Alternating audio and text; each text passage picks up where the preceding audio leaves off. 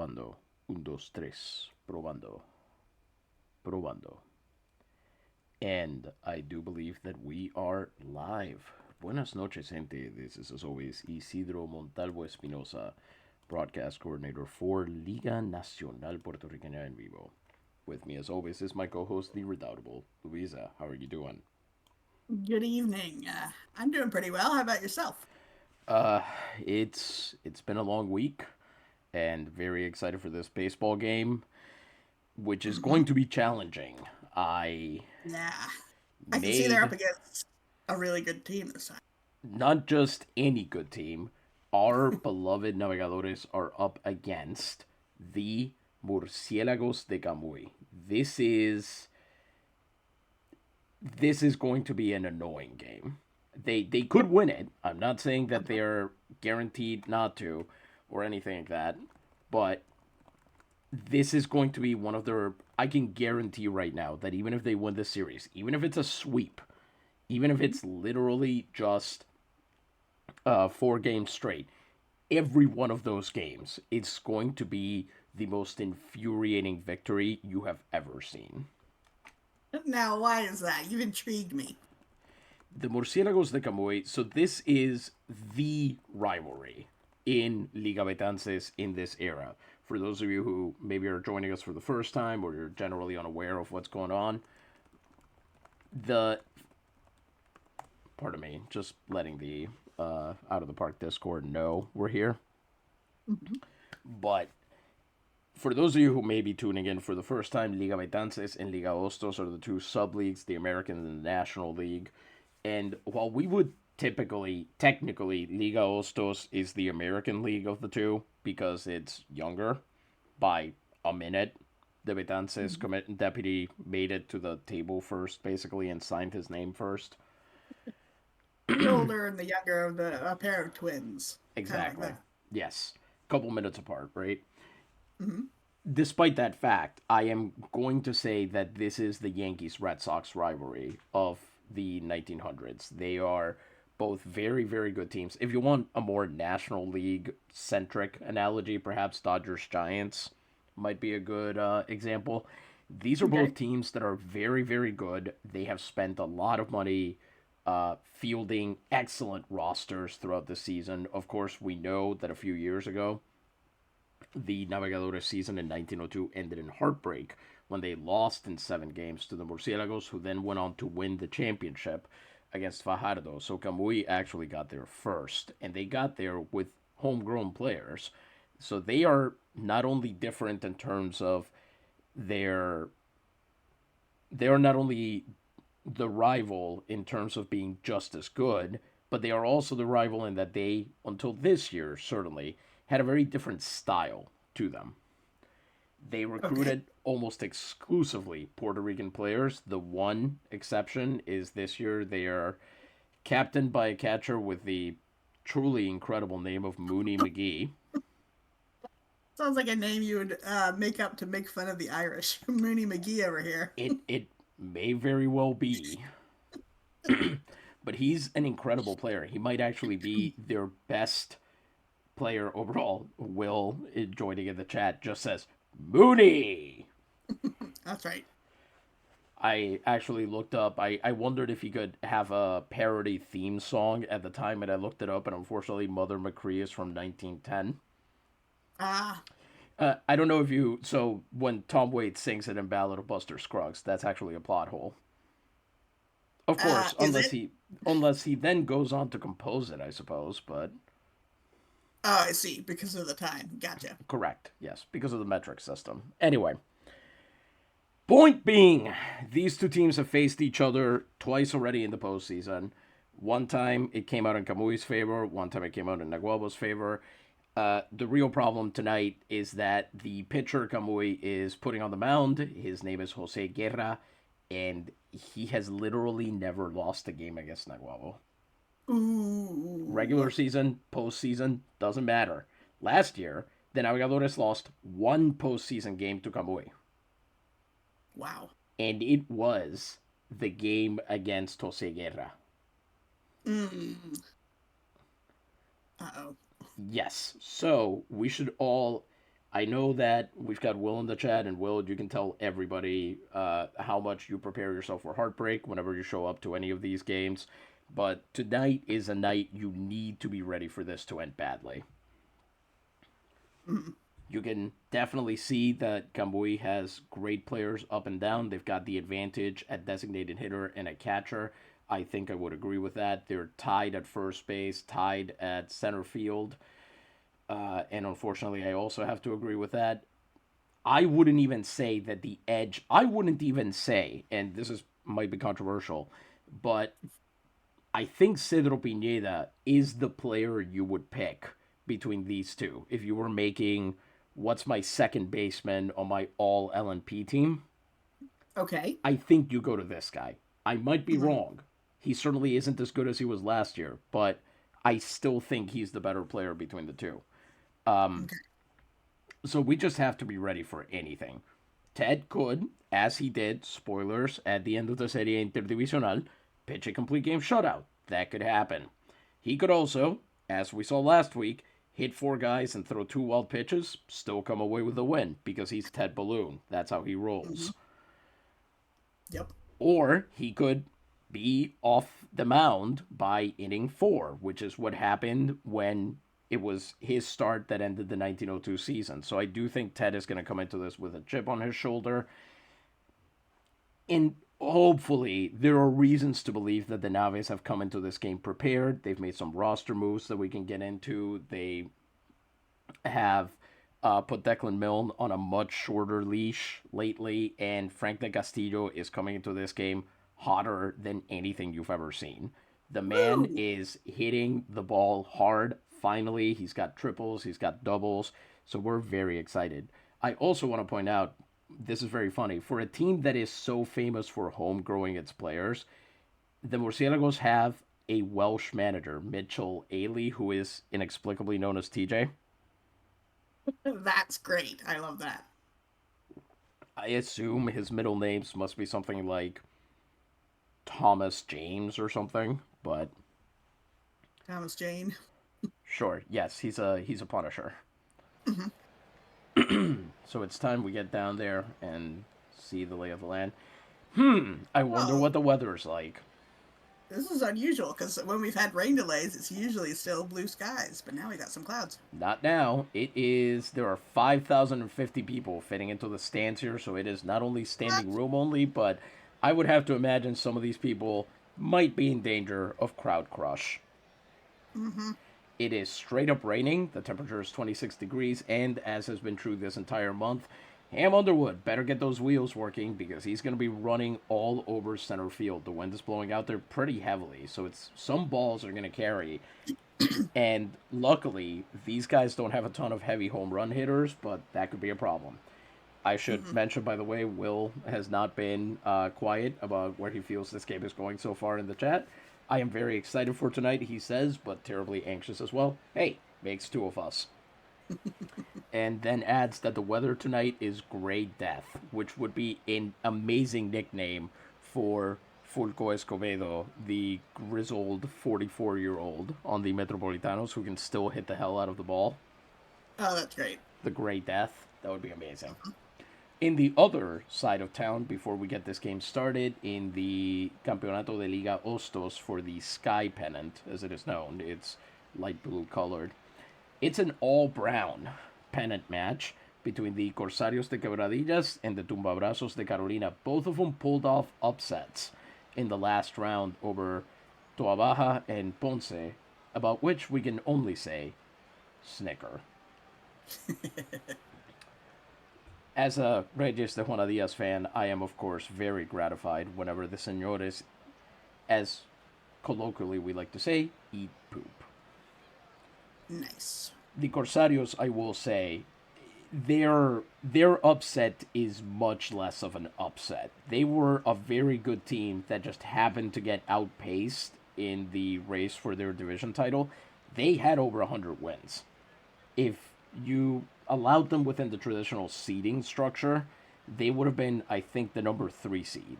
So Mm-hmm. it's actually not that weird that they managed to just come in and dominate. Mm-hmm. Okay, before we read the starting lineups and throw our first pitch and get moving here, we of course. Oh, and we turn on rather, pitch by pitch mode. Before we do, after we do that, but before we do any of those other things, we have many people here in the Liga Nacional Puertorriqueña history who help us communicate these important games to you. And they are important games. We are playing here for the league championship and the right to face a brown team in the Campeonato Nacional Puertorriqueño. That matters. So, Hmm. we have many people that help support us and give us money to continue doing this. Some of those are our faithful patrones. We've been posting on social media all day about if you want to become a patron, how you can join. And we've already seen some support from some of them, for which we thank you.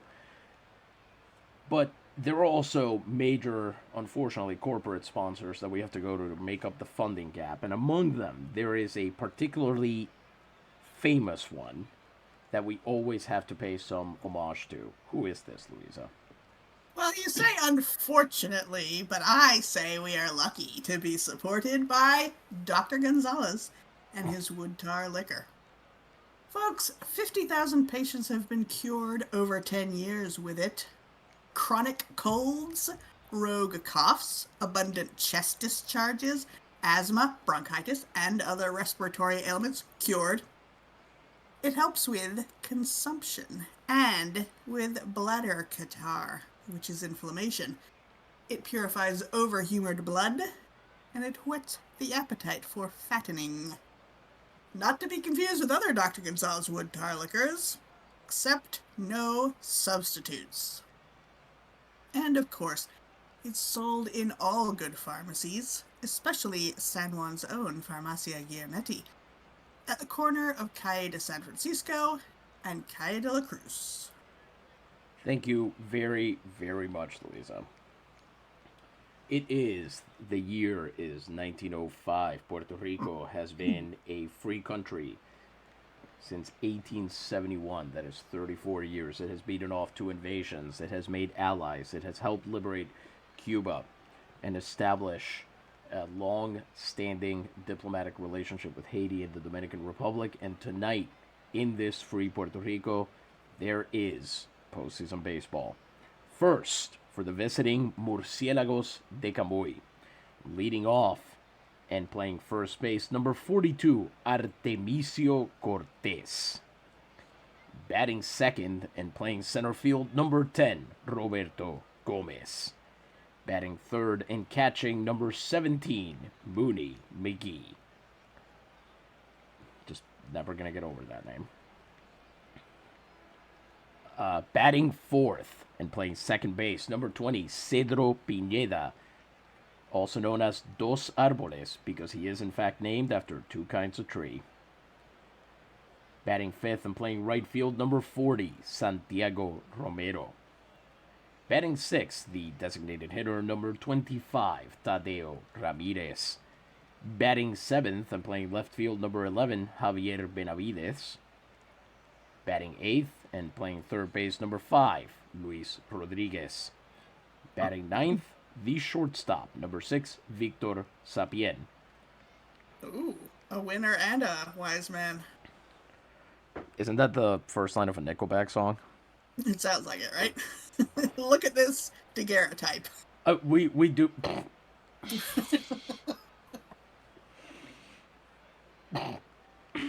I would give a decent amount of money to hear a 1910s reproduction dance hall. Would that be the appropriate genre?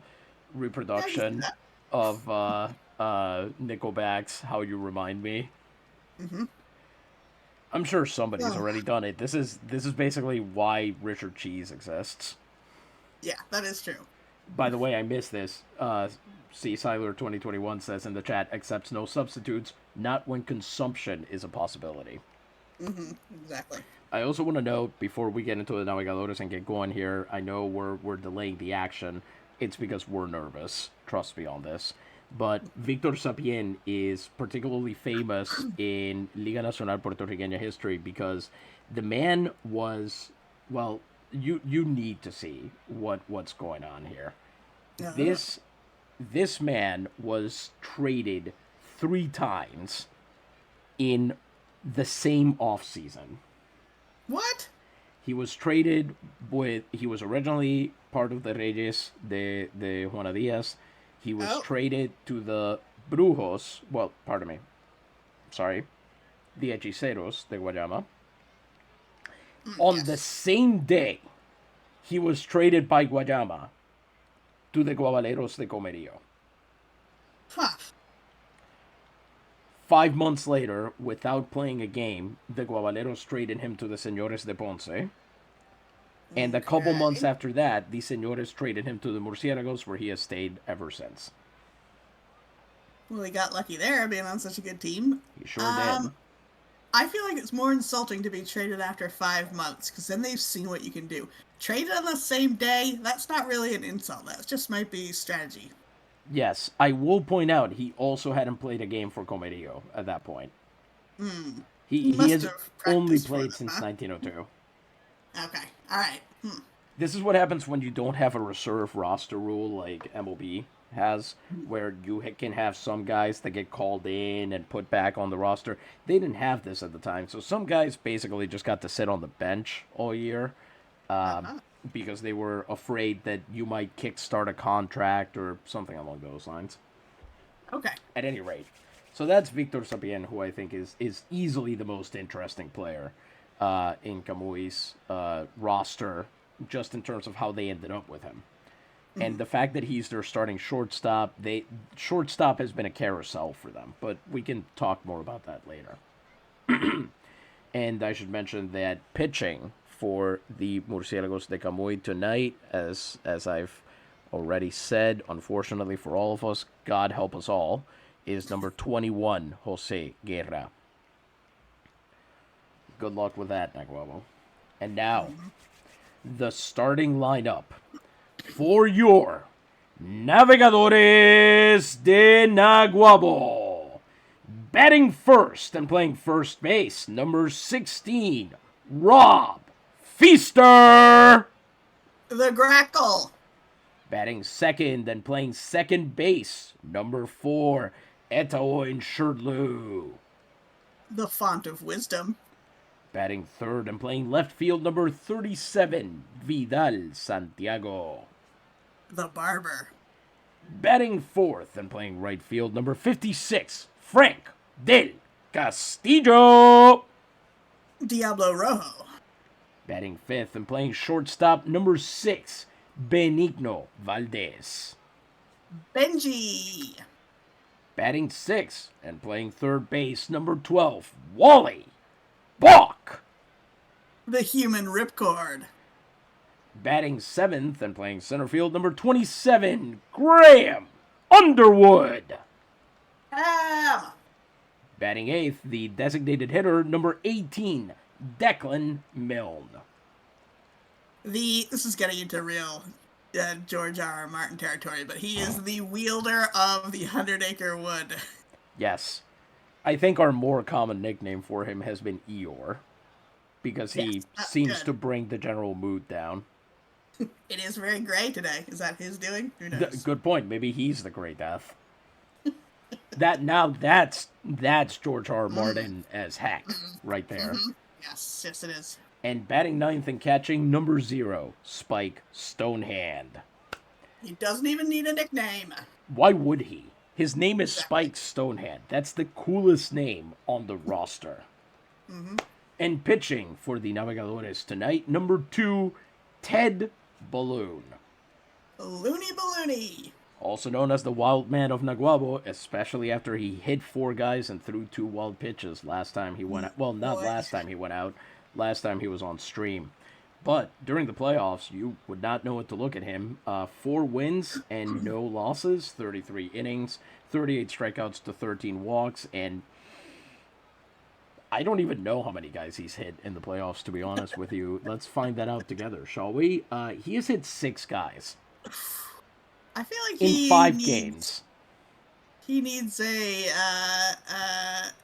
escort from the stadium at the end of the night every time he pitches. On the road, perhaps, but to be fair, he's pitching before a home crowd here, so at least there's that.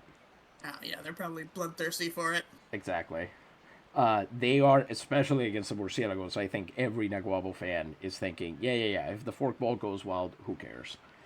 Mhm. ERA of 0.55. He will be facing Artemisia Cortez, who has so far been held to an OPS of 340, no home runs, and 3 runs batted in. As we pan around the stadium, I really need to fix these camera angles. There's that grotto. Ooh, just for a second. Love that Says grotto. Dr. Dynastic, Spike and Balloon. By the way, welcome, Dr. Dynastic. Did not expect to see you here. That first pitch is too short loot. No, it's not. It rolls past him. And like I mentioned, Underwood's going to be rolling all over center field as he gets it, picks it up, and cuts off to the relay man.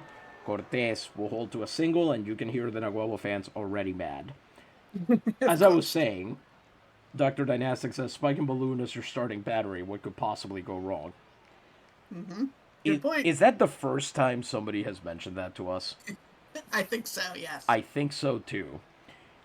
Roberto Gomez is having a very different postseason. 810 OPS, no home runs, 5 runs batted in, and here we go with the tradition. Ted Balloon throwing over at the first batter to get on base. He loves doing this. That's his favorite thing in the world. Gomez there pulls back as that changeup falls low and misses. C. Seiler says, wondering how good 1905 helmets. Oh, that's a sack bunt down the third base line. Wally Box got it, throws off his back foot, and he retires the lead runner. It'll be 1 out and a man on second as Cortez makes it into scoring position. C. Seiler says, wondering how good 1905 helmets were with Balloon trying to hit everyone, and then adds, I know, no helmets. Our simulator depicts the helmets. It's possible that some batters did wear them. Puerto Rican players seem to be a little bit less. You would be shocked to learn this based on stereotypes and so on. But Puerto Rican players seem to have been very animated by safety concerns. Maybe because their mothers were often in the audience. That's good. It's a good thing. It's a good counterweight to toxic masculinity when you're gonna disappoint your mom as a man of Mediterranean heritage. That really helps tamp things down. But here's a man who's not of Mediterranean heritage, Mooney McGee, the catcher.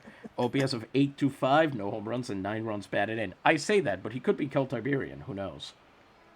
Mooney versus Looney Balloony. Oh boy. That fastball is at the knees. That's strike 1. Ted here is going to be aggressive and maybe not get rewarded for it as Feaster drops that ball.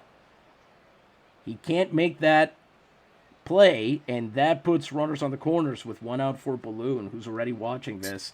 Spin out of control on very few pitches, I might add. I don't like this. How's this happening already? Rain. It's true. C. Seiler says, mamismo greater than machismo. I like it. It's an ideology. Here comes Cedro Pineda. He is OPSing 918. Has a dinger and 7 runs batted in. They badly need the cheap out here. Feaster's error really put them in a tough spot.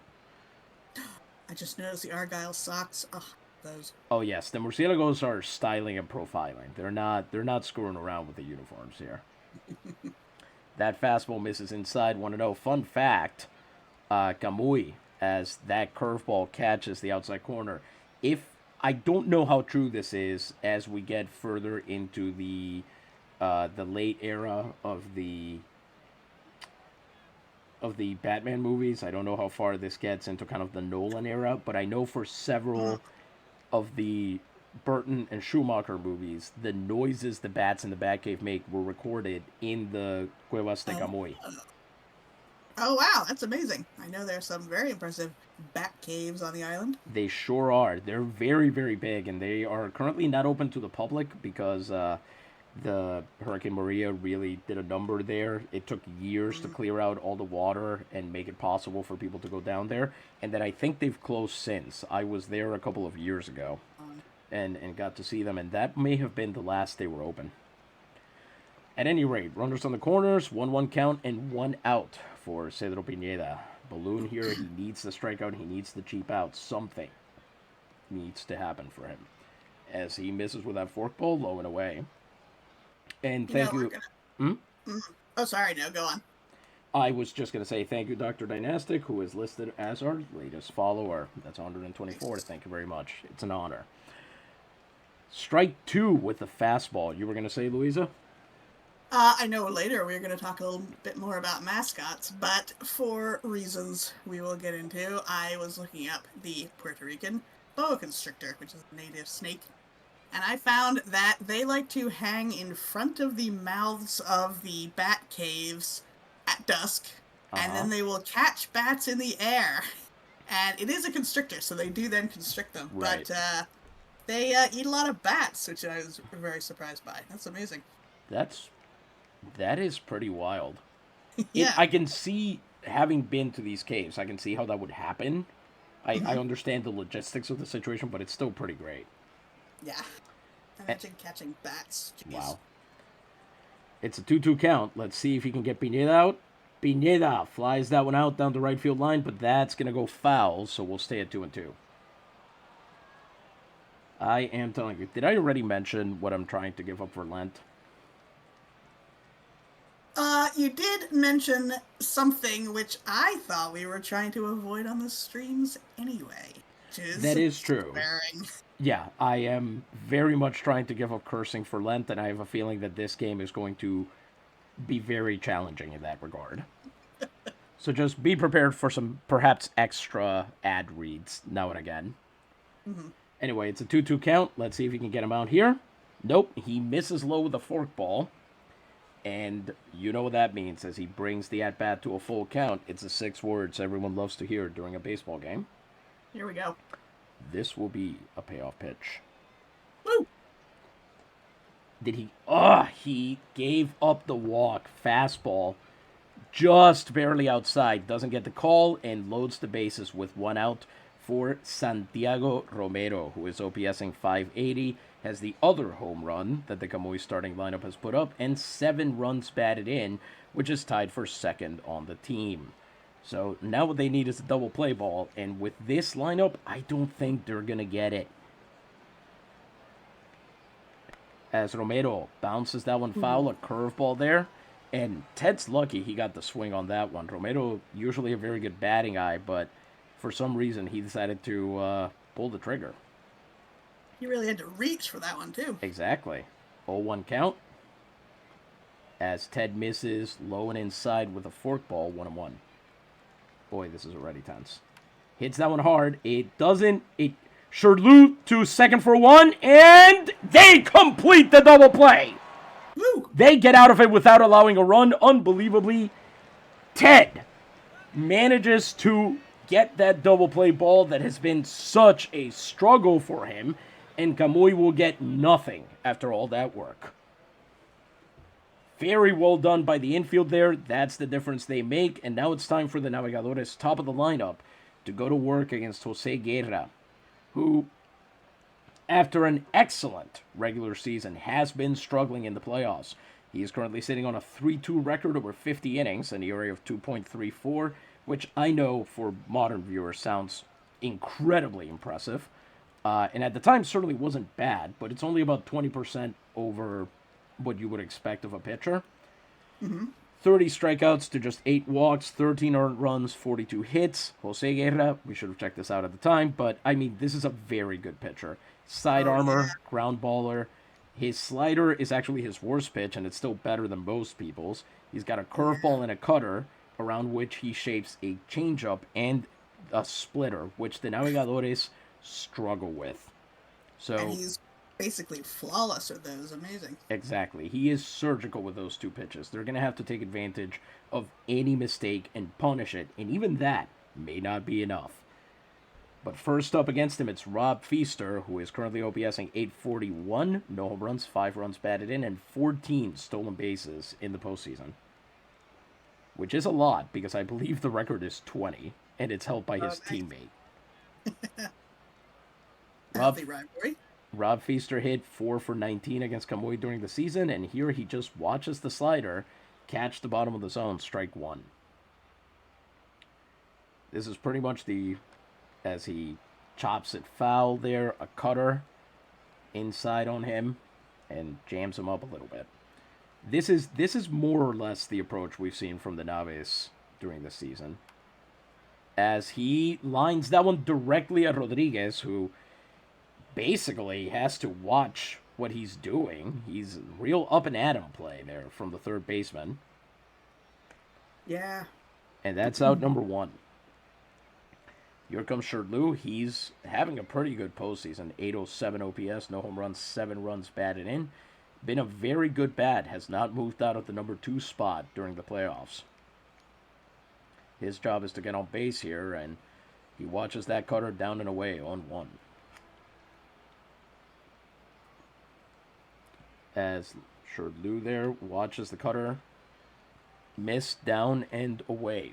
1-1 now. As that evens the count. Shirley chops that one foul with a big swing. And sends it into the audience there. 1-2 now. With 2 strikes. I will say Jose Guerra did quite a bit worse against lefties during the season, allowing an average of 237, 47 ticks higher than he did against righties, and allowing an on-base percentage of 309. That may not make enough of a difference for these Naves, but we'll see. It's a 1-2 count after that changeup got fouled off. Can Shirley do something here? He gets a ball right down the middle. It is arced into left field, and that is going to evade the left fielder out there.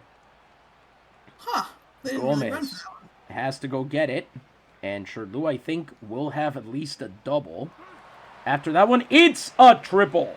Woo! And Owen Shirley, the font of wisdom, puts that one into left field, taking advantage of the big, big country out there in left field. Benavides, pardon me, has to make that throw. And with 1 out, the Navegadores still have a chance of drawing first blood here. And they've got the perfect man to do it with, Vidal Santiago, who is due for his big break in the playoffs. He's done quite well over the course of them. 786 OPS, no home runs, 6 runs batted in. But we haven't seen the explosion of offense that tends to come from him when he gets to face a specific team over several days. Mm-hmm. Right. Maybe he needs to change his facial hair again. He does like to do that. He is the first navegador in history, as far as we can tell, to change his facial hair twice in the same season. I love that. As Santiago watches, Guerra misses low with that changeup. 1-0. Welcome, viewers. As you join us, we're watching Vidal Santiago of the Navegadores de Naguabo foul off strike 1 off of Jose Guerra. The Navegadores in the Sapphire and Gold are in the pennant race, the pennant championship series here for Liga Betances and the Liga Nacional Puertorriqueña. They are facing the Murciélagos de Camuy in their black, purple, and would you call that turquoise? I think I would probably call that aqua because it's so light. But yeah, turquoise would definitely apply. Yeah, I can take aqua for that for sure. And they have never won against this pitcher, the Navegadores. They have never won against Jose Guerra. So, with a man on third, it's a 1-1 count and 1 out. Santiago hits that one hard to second base, and Shirley will score. It'll be an RBI ground out, as Vidal Santiago could not come home on that. It's an easy throw for Pineda to Cortés at first, but it scores the first run, and the Navegadores are ahead by 1. 2 outs and the bases newly empty for Frank de Castillo, and Jose Guerra, who has incurred the earned run there, now gets to face a guy who came out of the last series as Ilustre. That's the series MVP award. He hit something like 429 over the course of that last series and just demolished Cuervo's pitching left and right. Says Will that fans in the park were rather silent on that. I need everybody to understand one thing about Navegadores fans of this era, and as a Reyes fan, I am not a homer here. I love the players, and I want them to succeed, but the Navegadores as a team are not my favorite team, so I can say this. In this era, Navegadores fans are spoiled. Yeah. Well, they keep turning out, which is nice of them. That's the thing. But as the person who has had to read a lot of the news about them, yeah. Frank de Castillo swings and misses right through that splitter, down and away. That's a pretty embarrassing strike one. Somebody got a little bit overexcited. Let's see if he does it again. The Navigadores have... Frank specifically has had trouble with this. As that changeup misses low, 1-1, he gets a little bit too cocky and starts swinging at everything. Changeup misses away, 2-1, although his real problem is the base paths, where he has been shockingly unsuccessful during the postseason. Cutter swung at, and it was in the zone, or at least there was enough in the zone that it might have been called a strike, so you can't really blame him on that. Can Guerra put him away with a strikeout here? Del Castillo lines that one down to third base along the ground, the real warm burner. And Rodriguez has it, throws over to first, and Del Castillo's out. Well, they'll get the hit, and they'll get the run. So now Ted Balloon has to pitch from ahead, which, if you're familiar with Ted Balloon, you know is every other pitcher in the world loves to pitch from ahead. Having a lead, that helps. It lets you know you've got something to play with here. You've got a little room to fail. Not Ted. Mm-hmm. And after a 15-pitch first inning in which he allowed a hit and a walk and loaded the bases before a double play, a very lucky double play, emptied them, he gets to face Tadeo Ramirez with an OPS of 835, no home runs, 7 runs batted in, and 9 stolen bases in the postseason. Dangerous hitter. He, Roberto Gomez, and Santiago Romero were some of the big Camuy acquisitions that made this competitive core possible. Tadeo Ramirez stole 105 bases, good for 5th in Liga Betances this year. Fastball catches the bottom of the zone, 0-1. Gets the swinging strike on the changeup, 0-2. I will say, one very... I don't want to say it yet. That changeup misses low, 1-2. I'm going to see if Ted can get this out before I say anything, because I don't want to jinx him. Curveball sent foul, 1-2. Hits that one foul as well. You know the Murciélagos hate Ted specifically because that was a sure ball, and yet he swung at it. Mm-hmm. Yeah. So he wanted to deny Ted. He wanted to make sure Ted had to throw another pitch. Mm-hmm. Ted gets his first strikeout of the game on a beautiful curveball. I mean, that was nicely done. Just absolutely caught the bottom of the zone there. And down he goes. And what I was going to say is that it is very comforting to see Ted not going for a heavy strikeout approach. Mm-hmm. That is usually his problem. If he tries to strike every hitter out, then a couple bad hard contact and he's done for. It's a problem. Yeah. But if he's just kind of taking each batter on his own and preparing with spike and sort of changing up their approach each time, I think they're going to have a much better game.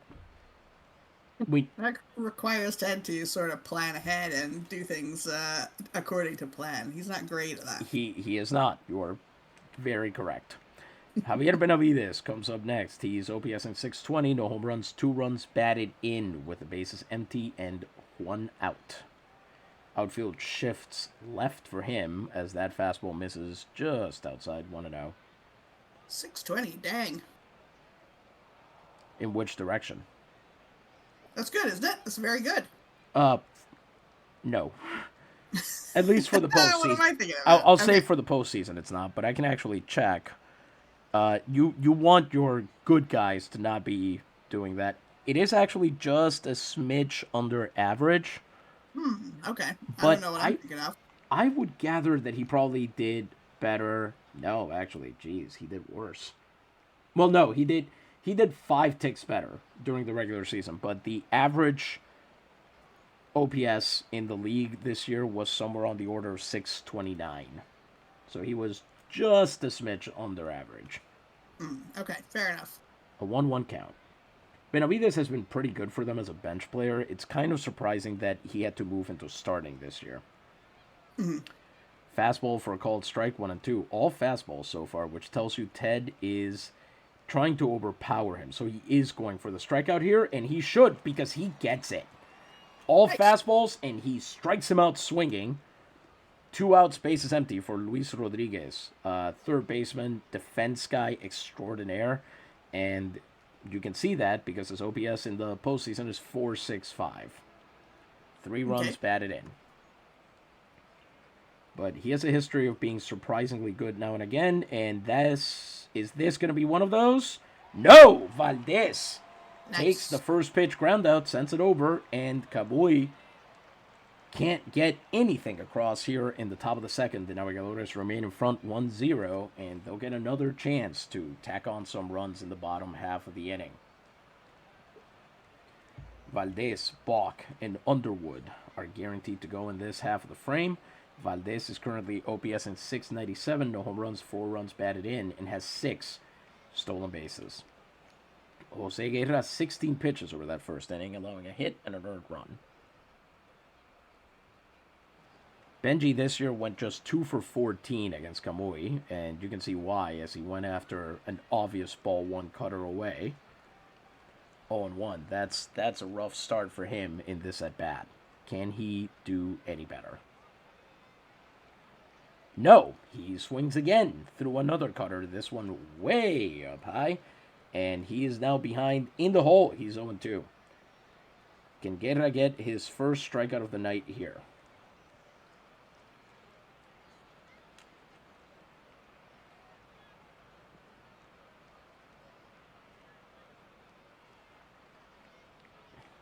As Guerra misses with that curveball below the zone, and it's ball 1.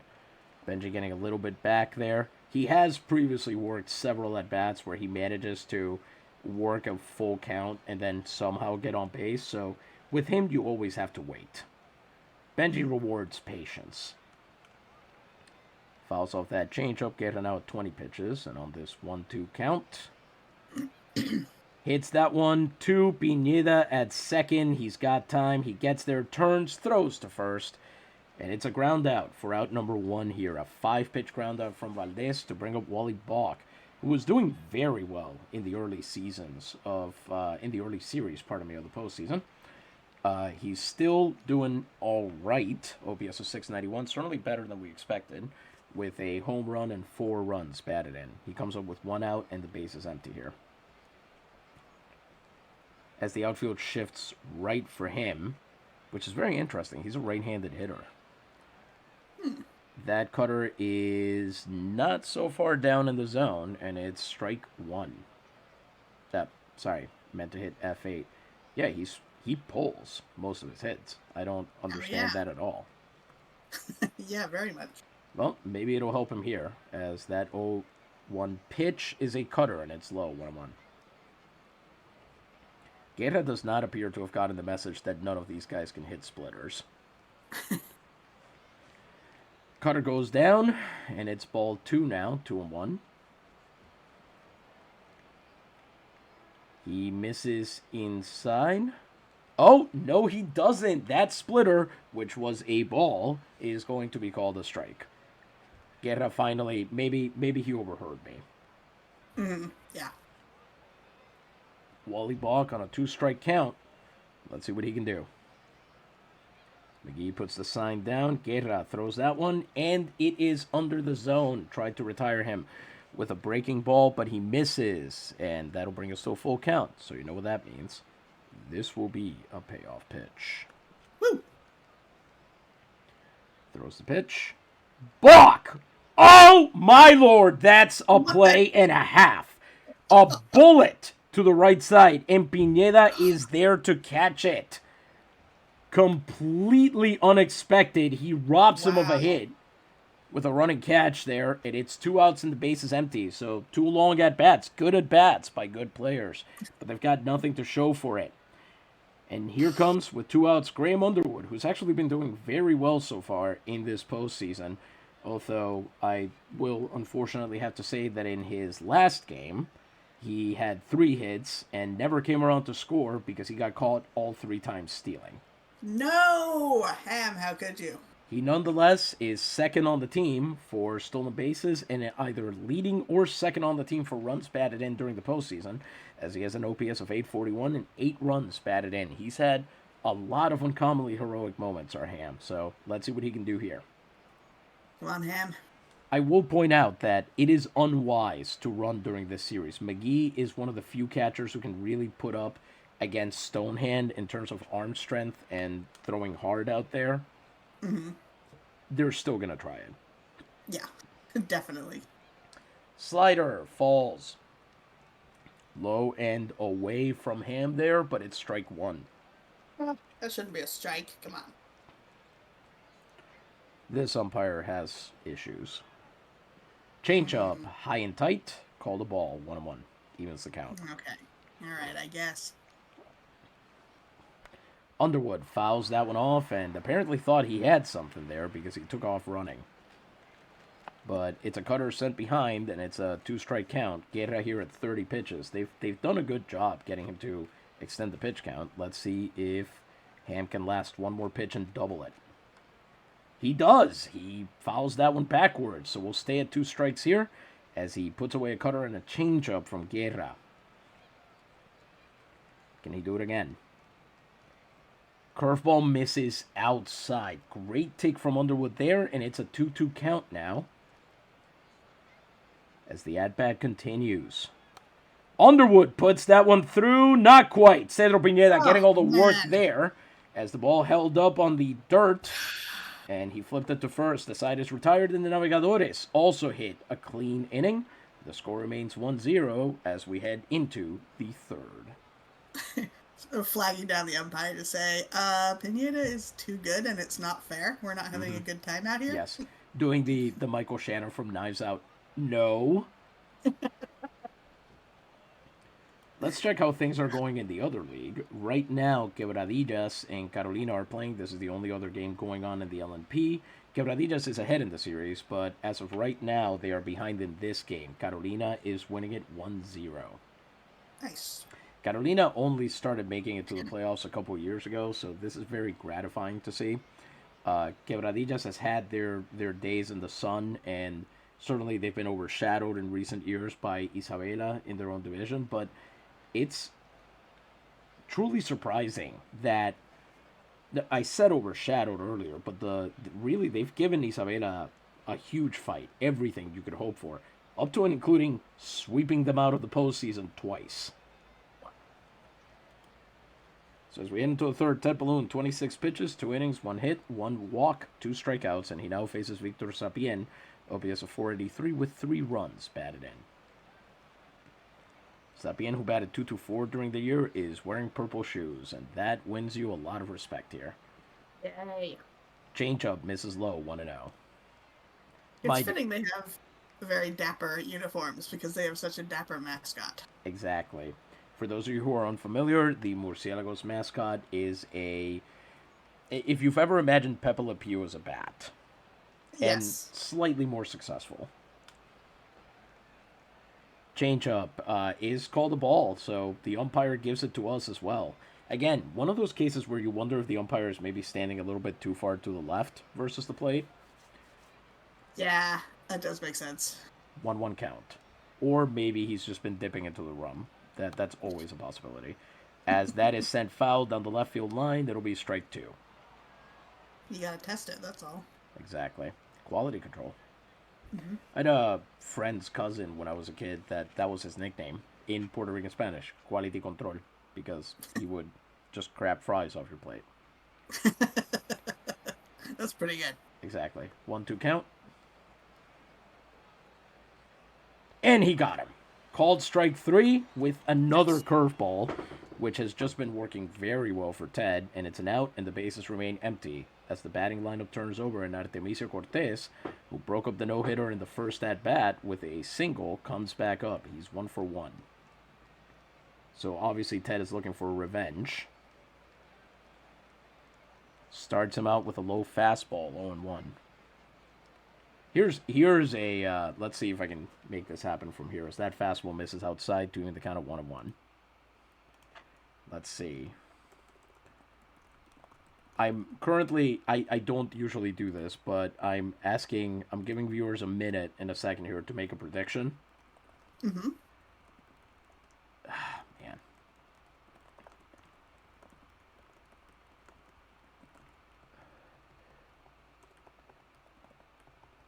Can't wait to find out what it's about. Oh, I can tell you, it's Ted pitches 5 innings without, Ted goes 5 innings pitch without hitting a batter. Interesting.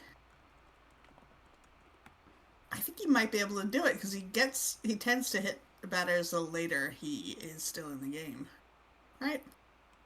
What's that? They're usually near the end of the game. The hits. Maybe, but actually, no, I did start the prediction. So if you're a viewer, you can actually vote on that. Here we go.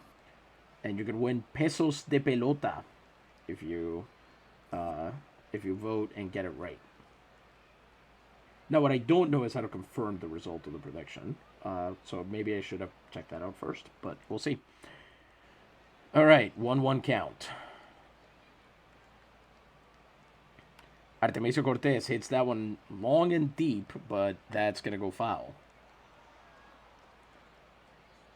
So let's see there. It goes towards the seats, and it's foul. 1-2 now. 20 seconds left to get in your predictions, people. Will Ted go 5 innings without hitting a batter? As that changeup misses high, 2-2 now. And that changeup misses low, so now we are at full count, and you know what that means. This will be a payoff pitch. Woo. He gave up the walk. Ted walks his second batter there and has 3 strikeouts and 2 walks on the night. He will now face Roberto Gomez, who last time he came up laid down a sac bunt. For the second time this game, he comes up with Cortes on base, although he has 1 out this time. So we'll see how that affects the decision making. Forkball misses inside, 1-0. Curveball misses inside, 2-0. Fastball just catches enough of the outside corner, 2-1. Hits that one at the last minute and sends it foul. 2-2. And he misses low with the forkball. Back-to-back full counts for Ted Balloon. So here we go again. This will be a payoff pitch. Got him! Nice. Froze him with another curveball. This one at the top of the zone. You can see exactly what Gomez wasn't swinging on that one. Mm-hmm. And here comes Mooney McGee with 2 outs and a man on first. This is a very dangerous at-bat still for Ted. Let's see if he can buckle down and get through it. As Cortes is going to run, and Stonehand, who has had uncommonly bad luck with throws during the postseason, can't stop him. Cortes will be in scoring position now with 1 strike, as at least they've got that. Hits that one down the right field line. It'll be foul, and that will make it 2 strikes with no balls. Let's see if Ted can get out of this one after that fastball and that forkball. Hits that one up in the air, going down the other way. It's left field and foul as well. If he's got the timing down, this is going to be a problem. We could be here for a while. 0-2 count. Ooh, McGee does not go on that fastball down under the zone. So it'll be ball 1. We keep going with the at-bat. McGee, no one was going to swing at that fastball low and inside. So it's 2-2 now. As Ted approaches 50 pitches here. You have got to be. Misses completely low the other way, so it's 3 full counts in a row for Ted, and here we go again. This will be a payoff pitch. Come on. Hits that one, which should have been ball 4. Valdez has it and throws over to first. That is out number 3, and they get out of it once again. Woo. A lot of pitches thrown in this game. Ted in line for a 150-pitch game, the way he's going. But he's got through 3 scoreless innings, and that's all they can ask of him right now. And I gotta say, as it turns out, he validated his own plan right here. Ball 5 was closer than ball 7. Sorry, pitch 5 was closer than pitch 7. Okay. So here goes nothing. In the bottom of the third, it'll be Declan Milne and the 100-acre wood coming up, and boy, ever since he got traded, he's just had a terrible time. Declan Milne from Musselburgh, Scotland. He's OPSing 542, no home runs, 3 runs batted in. This is not the man that the Navigadores thought they were trading for. Mm-hmm. Though I will note that he is 18 and he wears number 18, so you get the definite feeling that this is a man who increases his number by a year. That would be very funny. It would be. Unfortunately, I think he's going to run into a lot of trouble with this roster. Although, now that I mention that, I actually don't know. I'm trying to think. He can't Is there a turn number? 27, I'll tell you that much. No, he's not getting that. He's going to run into trouble at 21. Let's see. Is there a number? I'm wondering if there's a 20 or a 19. And so far, we're coming up empty here. There's a 17, but obviously he left that one behind. Is Chendasu? Chendasu's up number 43, and Bukar is 13. So he might actually just be chilling until he gets to 21, and he and poor Quinlevin have to fight it out. Okay. Well, one of them might be gone by then. Who knows, right? It's going to be Quinlevin. Who knows? So here goes the Shadow knows. As at the bottom of the third, 15-minute raid delay because, of course, for once it happened during the opposing team's defensive inning. As Milne watches that change of miss low and away, 1-0. We've been giving Milne a shorter and shorter leash, replacing it with San Beirón whenever we can, as Guerra sidearms that slider inside, and it's 2-0 now. So is Salmarone doing better? Because I know you have been disappointed in him lately as well. He's been doing very well during the postseason. He's hasn't always been the guy who wins the game, but I think he's second only to Ham in runs batted in during the postseason, and he's a backup. Oh, nice. He's turning it around. Splitter in the zone, down and away, 2-1. Milne was supposed to be here because he's a righty that crushes righties, which is the opposite of the usual thing that Navigadores have, which are lefties that hit lefties very well. And that is not what has materialized since he showed up. Says Will, either my dog needs to go out or she is more anxious about this game than I am. We actually had to let the commissioner out just a second ago. That would be our dog Clark, if you're wondering. Ugh, so good. 2-2 count. The only good baseball commissioner. That's right. As he hits that one in the air but foul. So we'll continue the at-bat. This is the one thing that I do have to give Milne. He does not do short at-bats. Mm-hmm. So word pitch number 6 on this one. Let's see if he can do anything else with it. Hits that one hard. Hits that one deep. Hits that one all the way to right center field. It bounces off the wall. And there will be 2 outfielders out there gunning for it. Declan Milne heard me on this one. And boy, he is saying ta-ta for now to second base as he slides into third. Amazing. Oh, bother. That's a Declan Milne triple. This is where I reveal that I have had to learn all of these Winnie the Pooh jokes in English because I read Winnie the Pooh in Spanish. Uh-huh. And don't remember any of it. The second triple hit off of Guerra there. And look at the pitch he did it on. Yeah, that's wild. How? How do you hit that? Yeah. It was basically at his head. Incredible. Beautifully done, bouncing it off the wall. See, if you can do that, if that's a skill that you can develop, hitting it so hard that it bounces off the wall on the other end, you're going to do some great things with a baseball. Yeah. And here comes Spike Stonehand to see if he can run him in. Spike, on the one hand, has had a tough time of it during the postseason. OPS of just 383.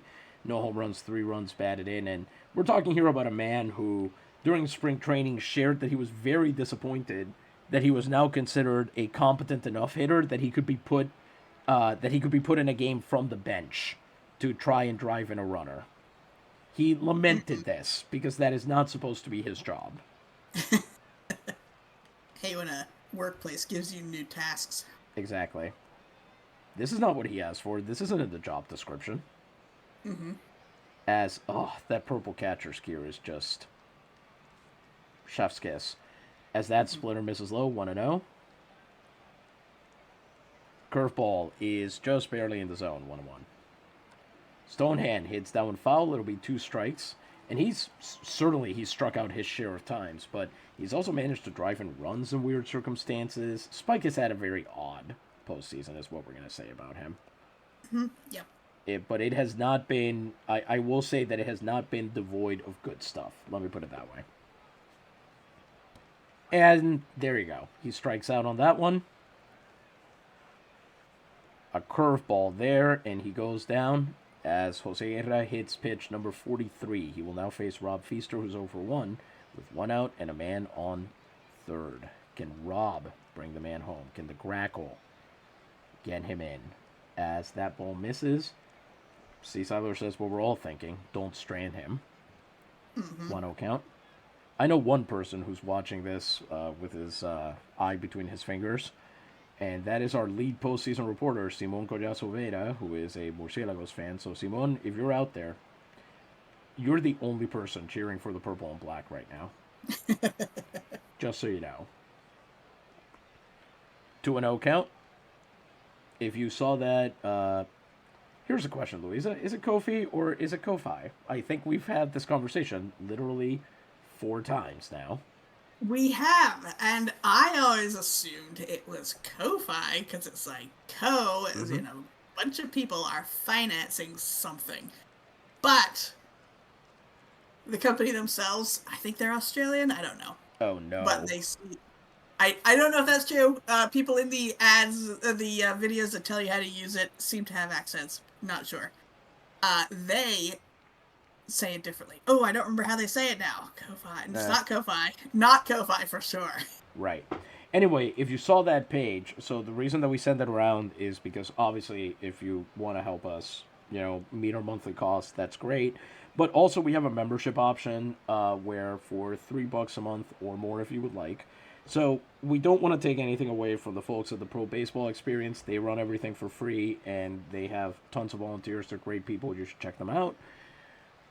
So we decided to offer a bigger suite of perks. We give you a look behind the scenes. Our main thing, other than these streams, is actually writing up the history of the Liga Nacional Puertorriqueña, especially in the 19th century. So far, we've been able to produce about 3 player biographies. We would really like to increase the pace at which we do that, but right now, there's just really, from a financial standpoint, there's not really a whole lot of point in doing so. Our current fans are pretty happy with where we are. They wouldn't feel the need to expand, but we do want to, and so we currently are making it a goal that each time we get our monthly costs funded, we will release an article. Currently, we are at 8% of our $62 goal for that. If you become a permanent supporter, then you get to peek behind the scenes. We show you the research we've been doing. We show you anything interesting that we've come across. We record and stream extra games that only are available for our patrons, or patrones as we like to call them. And just generally, and then on top of that, you do get to create a player that you will see on stream. And the evidence that you have there is that, except for Declan Milne, every single person in this starting lineup and Ted Balloon were all created by our patrones, as was the aforementioned Pablo Salmeron, which is my guy. You also get to... Sorry, do you want to go ahead in there? Well, I'll say that I created Ham. That's why I'm so interested in that particular player, and I'm so glad he's doing well right now. Exactly. Will, in the chat, you've heard me speak of him. He created Benji Valdez, who has been this team's captain and a multi-time illustrissimo. You also get to design a minor league team. There are still a ton of teams that need a developmental team, and you also get to vote on how we run this team. Just today, our patrones got to vote on a couple of roster decisions for this series, and that's the kind of thing you can do if you become one. Everything from trades to should we change at what age you can't be in the developmental leagues anymore. Pardon me. At what age you can't be. Yeah, exactly. League. Yes. On all the guys who are getting cut because they can't hack it in the Liga Nacional Puertorriqueña. Sad. Things like that. We we want this. We want you to be part of running this world if you are going to help us meet the costs for doing so. And the more supporters we get, the more we're willing to expand that. Anyway, you came here for baseball, not for pitches. So, well, you came here for One pitches, kind of not for pitches. pitches. Yes! Yes! That cutter is in there for a strike, 2-2. Come on, Rob. Let's see if you can do this, Crackle. He fouls it off, so he extends the at-bat. We'll take it. As he keeps waiting for his pitch. The question is, will he get it? He will not. Feaster swings through a splitter and has to go sit down. It's Jose Guerra's second strikeout of the night, and he now faces Shirley, who is 1 for 1. Can Shirley bring the man home? He's already got a hit tonight, as he had his own triple back in the first. Guerra gets a strike on that cutter as he hits pitch number 50. Shirley with a bullet into deep center field. That is more than enough to score. Milne from third, and it will be down for more extra bases. Shirley is halfway to the cycle. Wow. As he's already got a double and a triple on the night. The Navigadores score 1. They double their pleasure, they double their fun, but most importantly, they double their lead on the Font of Wisdom's second hit of the night, and a double off of that Jose Guerra cutter, which Roberto Gomez could not get back in time. Nice. Here we come with Vidal Santiago, who's 0 for 1. He had that RBI ground out last time he came up. Can he do it again here, extend this inning, and give Jose Guerra something to think about? As We got some new music. says Will, I am back inside with the dog. While in the yard, she expressed her opinion of the Murciélagos. Very high with a changeup. Here's what those guys are useful for. Curveball misses low, 2-0. That curveball is at the knees, 2-1. Ooh, curveball down the middle hung. He should have attacked that. He's going to regret that later. Mm-hmm. As that splitter is called a strike, and maybe it was just on the edge there. So 2 balls, 2 strikes. Vidal Santiago's bat has not yet left his shoulder. He batted triple threes at home during the season. So can he do it here? Well, he watches that changeup go by. It's another full count, and you know what that means. This will be a payoff pitch. Ooh.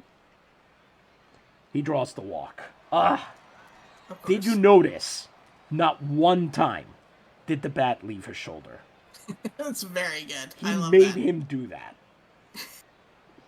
There's that John Boyce video about what if Barry Bonds had gone up there without a bat Uh-huh. and what his on-base percentage would have been then.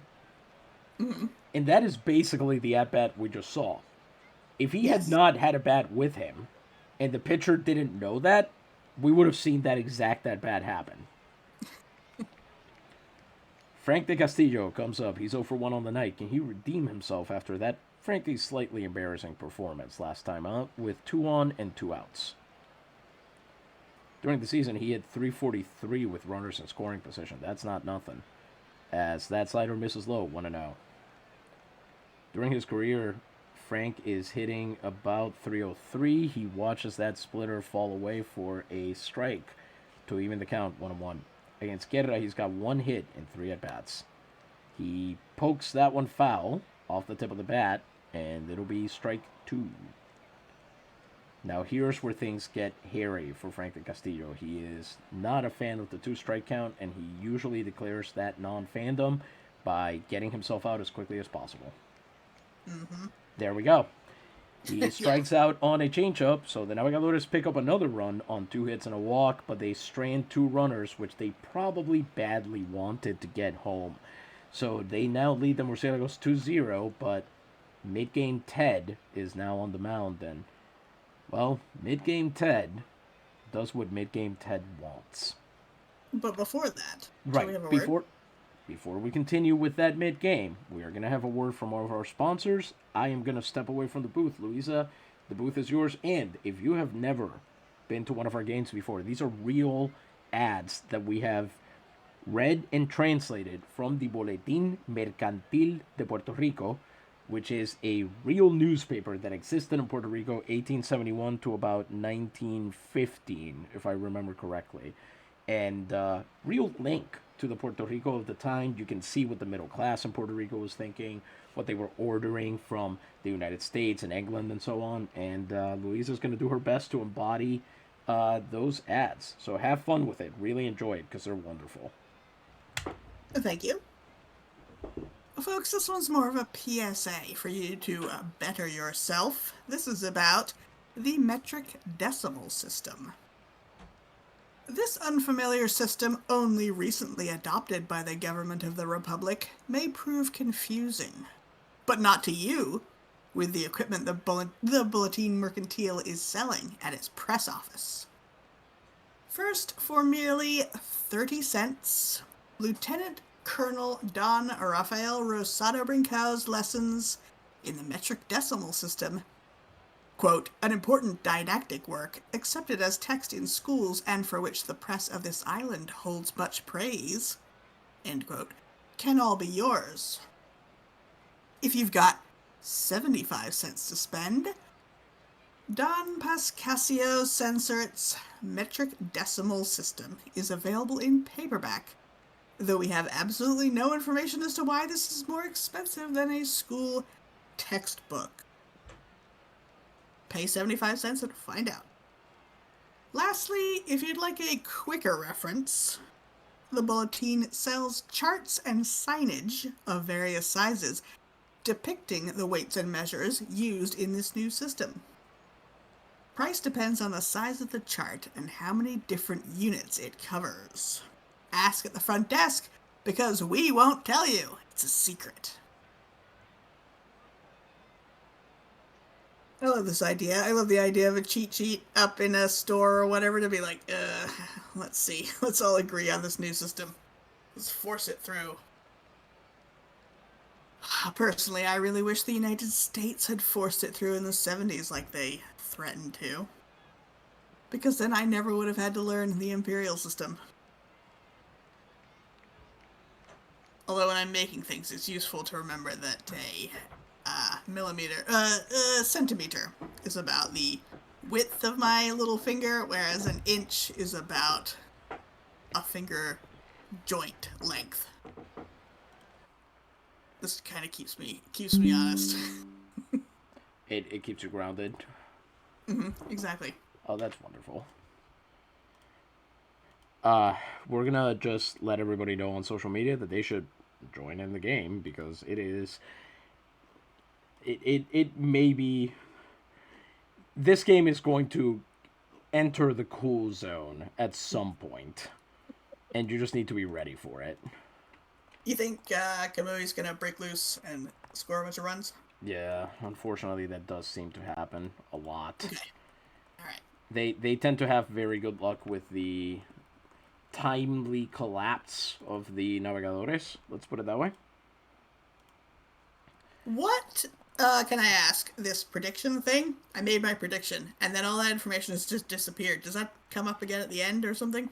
I believe what has to happen is that once Ted goes the 5 innings without hitting a batter, I basically say this is what happened.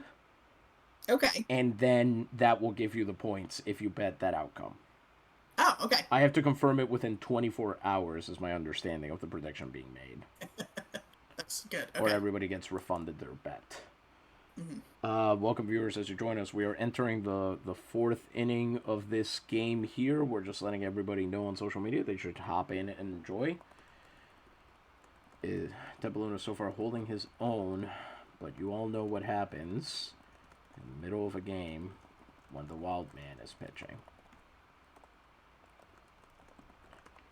It sounds like you want him to hit a guy, honestly. I mean, he tends to hit them and then win. So it's very hard. Good luck. Okay. Exactly. It's very hard to be against him hitting guys when so very often the same game where he hits 3 guys is the game where he wins. Fun fact, Ted Balloon struck out 17 batters in one game and lost. Wow. That's not supposed to happen. We're just... That makes it seem to me even more like he needs to have security escort him to his vehicle Yes. after the game. If he's hitting a bunch of guys and then winning, ooh, I'd be so mad. By the way, I just wanted to say thank you. Thank you, Seasiler, who just became our latest patron. Um, this is their first month, and we are so happy to have you. You will be getting Jot form and Discord access and all that from us in a message right after this game. If you haven't seen it by tomorrow morning, come yell at us because it doesn't take very long. We have the message all written out. Shouldn't be difficult, and we can't wait to see what player you come up with. But meanwhile, they say we learned it in the 1970s and so bummed when they pulled back on it. Oh, Do they yeah. ever clear the benches in this simulation? They do. And in fact, the first time we tried recording a postseason game, it happened, and then the game crashed shortly thereafter. Very annoyed about that. The players got so hyped up they rushed the field and tipped over the game. Exactly. It was especially funny because in that one you could tell the hit was in revenge because the previous player had hit a home run. Oh, okay. Yeah, that's bad. So it was one of those where obviously they meant to hit a guy. For the record, it was Wally Balk who got hit. Oh, no. Sweet Wally. Yeah.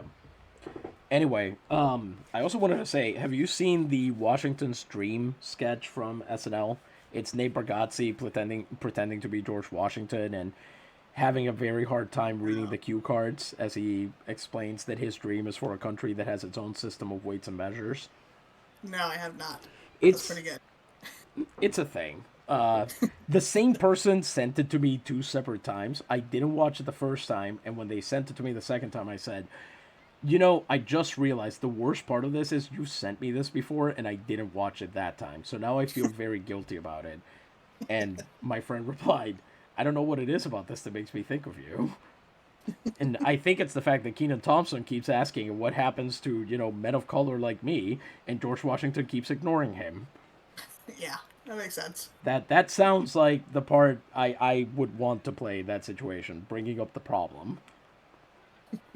Anyway, Ted Balloon is through 3 innings on 49 pitches. He's allowed a hit, 2 walks, 4 strikeouts. He faces Cedro Pineda, who drew a walk off of him last time, and is quite the dangerous hitter. And there it is. Well, that makes it easy. Man. We can now choose the outcome. Money. He did not go 5 innings. I say all my money, but rest assured, I am 100,000 in pesos de pelota, so I'm fine. Don't worry about me, everybody. Don't cry for you, Argentina. That's right. So he puts Pineda aboard. I want to point out, this means Pineda has not yet had an at-bat in this game. He's appeared twice. He has not yet recorded an at-bat. Amazing. Santiago Romero comes up. He's 0 for 1. Man on first and no outs. Balloon gets a strike on that forkball. And, oh, you have got to be kidding me! What? That's hilarious. You get gifted first base and get picked off without moving. Oh, jeez. Well, this game is just funny now. As Will said, Ted's gonna Ted. Yes, Ted is the Manny Ramirez of his decade. But that is why Ted is always picking people off. That's almost an assertion of dominance is what that is. That's to let the guy on base and... Well, let him on base or hit him with a ball. Well, it almost seems like he put him on base so he could pick him off instead. I cannot give Ted that much credit. Fair. By the way, I just want to point out that when the prediction shows up, it says, will Ted go 5 innings without hitting a batter? No. And it took me a second to realize that Twitch is writing this because I thought this was one of you saying it. It says, nobody thought this would happen. Oh, man. Anyway. I believe too much in him. Yep. It is true that usually around the 4th inning is the first one, as that changeup is low and away 1-1. I do wonder if there's a way to track most hit batsmen in the postseason, because Ted has got to be dominating that category, because he pitches in a ton of postseason games, because they now always make it very far, and he hits a ton of guys. Curveball misses low, 2-1. Romero pops that one up. Very Navigador-like batted ball there. Wally Balk and Benji Valdez figuring it out, and it's Balk who will take the lead on this one.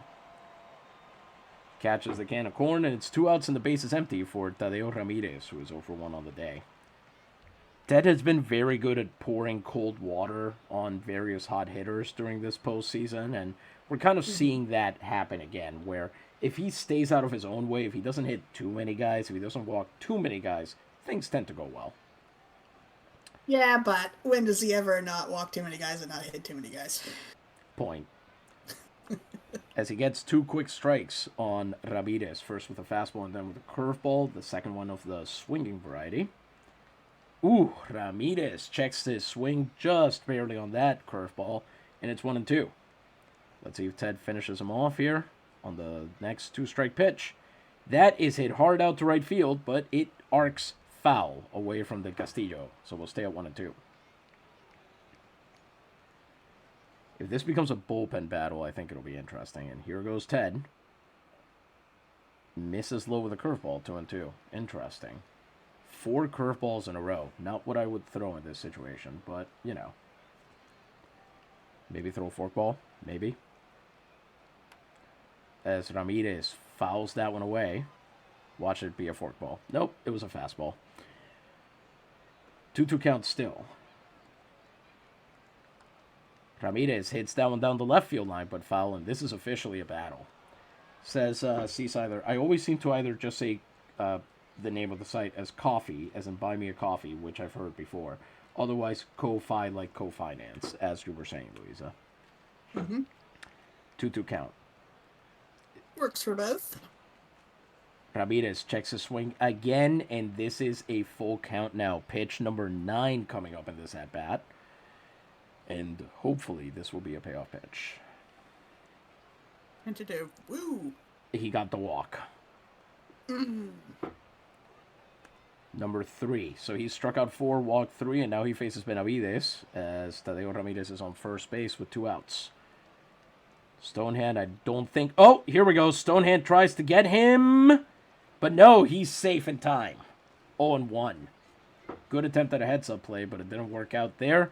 As the forkball inside on Benavides is called strike 1.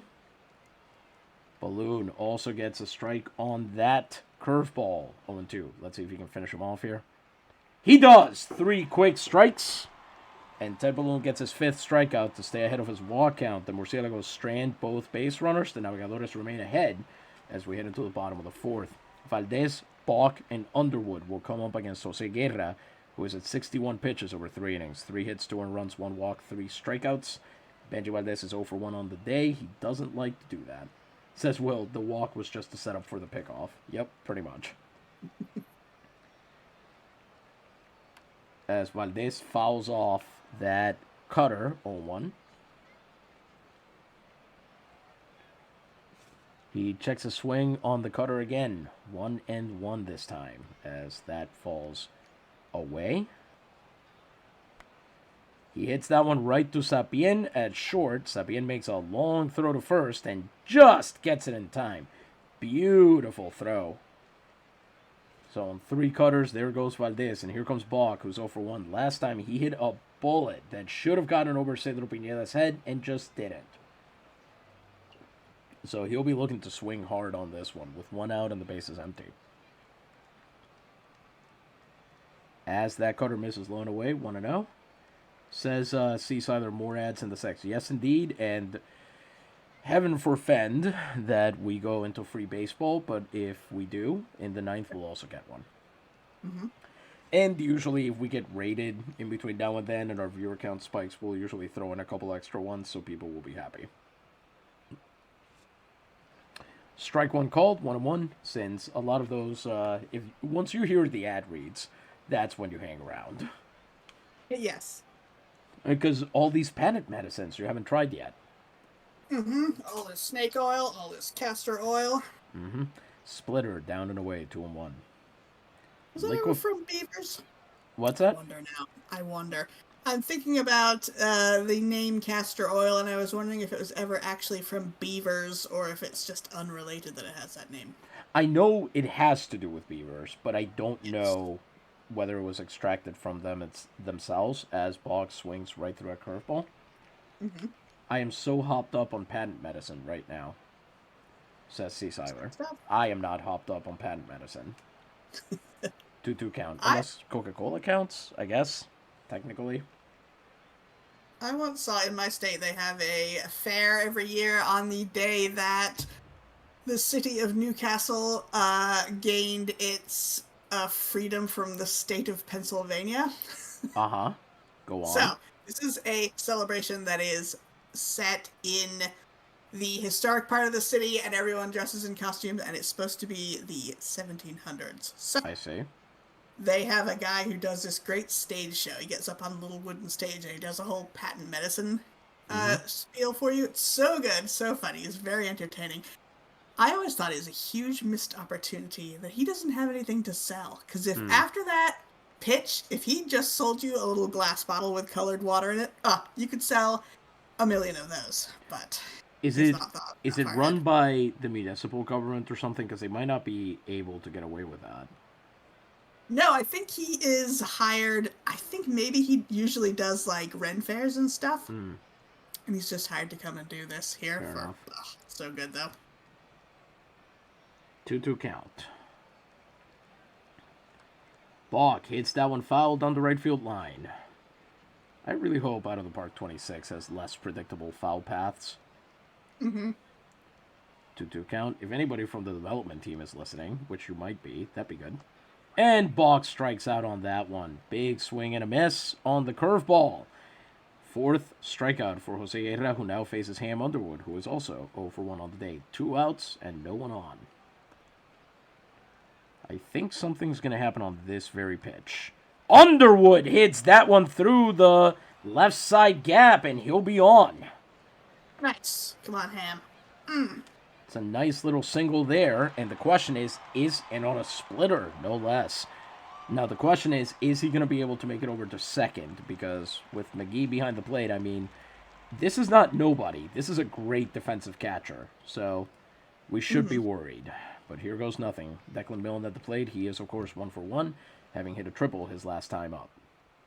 He's gonna try. He grounds that one out. It's a bouncer to Cedro Pineda at second, and they're going to throw him out at first.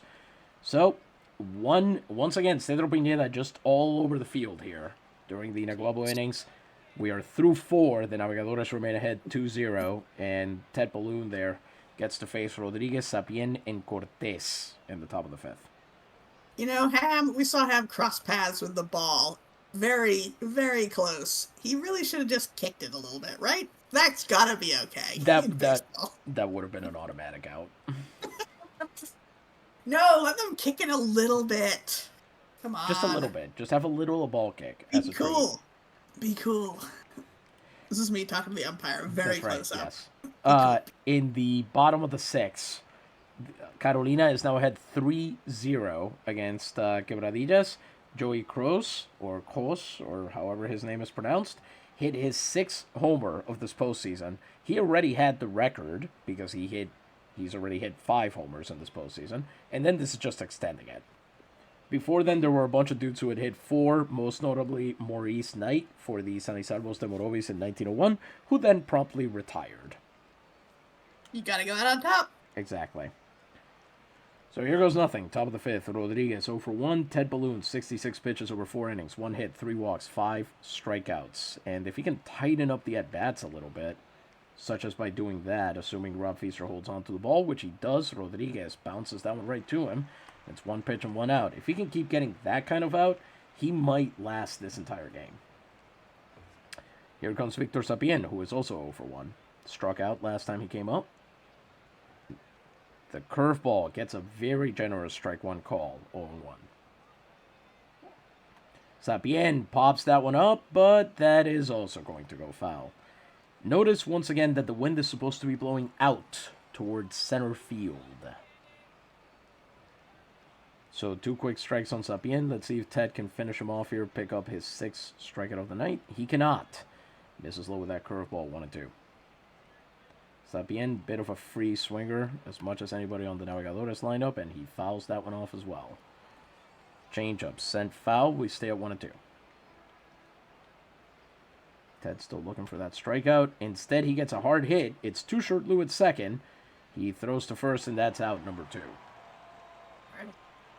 Bases remain empty for Artemisio Cortez, who is 1 for 1 on the day and who drew a walk last time he came up in the 3rd inning. And this time he might very well draw another one as that fastball misses low and inside, 1-0.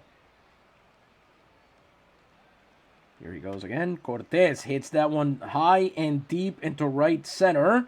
It's going to land, and it'll be down for extra bases as they take advantage finally. So Cortez has been on base every single time this game as they try to stop him.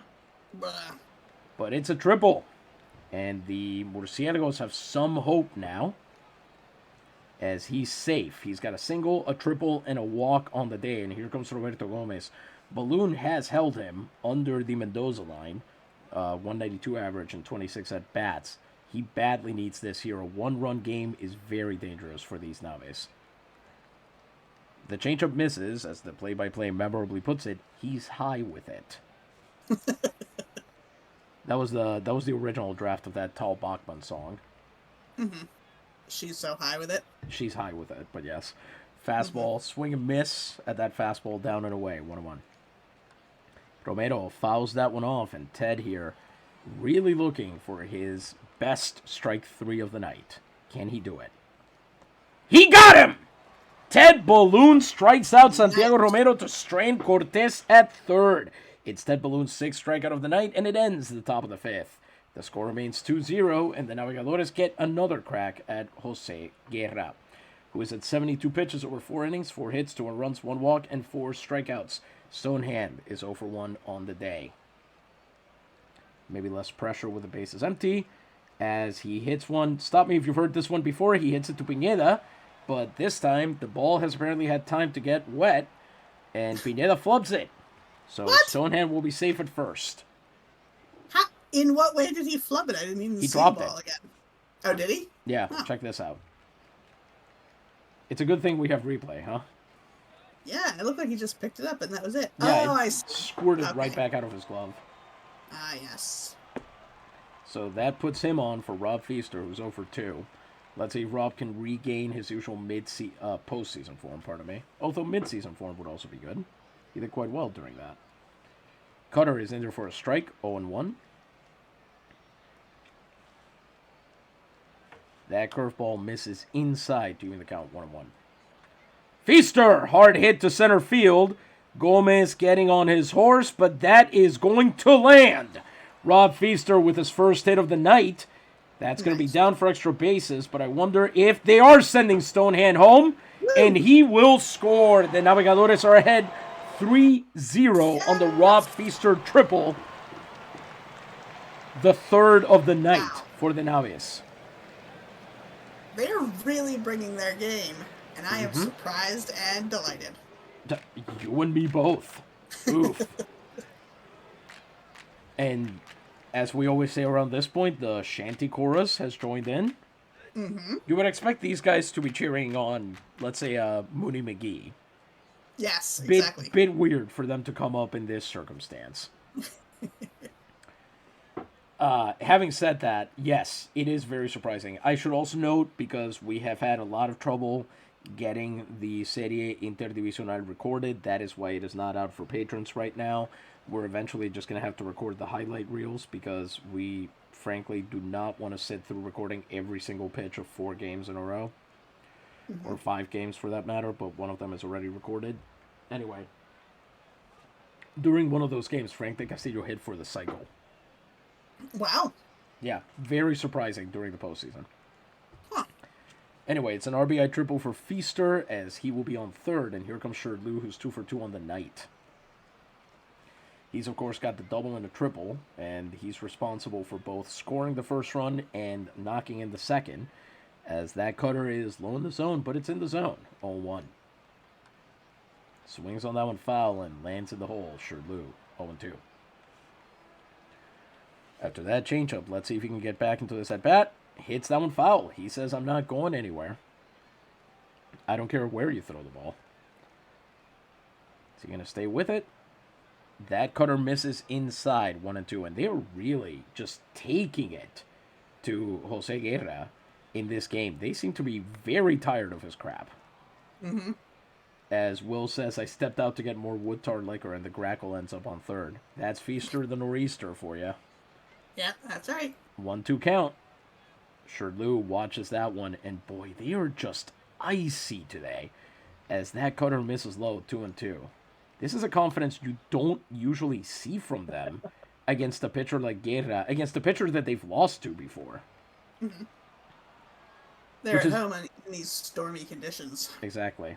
It's very funny because against Damian Medina, who for years was the better pitcher, they were never afraid of him. He won against them more than once, but they would come up and they would hit him. They would do their best, and they would attack him. With Guerra, it always feels like it's never been enough.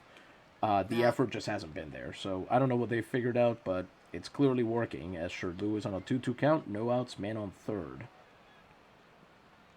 Unbelievably, Shirley has worked a full count here on pitch number 9. This will be a payoff pitch. Woo. Shirley hits that one on a line to center field. Gomez chasing it down out there. He's got it. I have to imagine they're sending Feaster.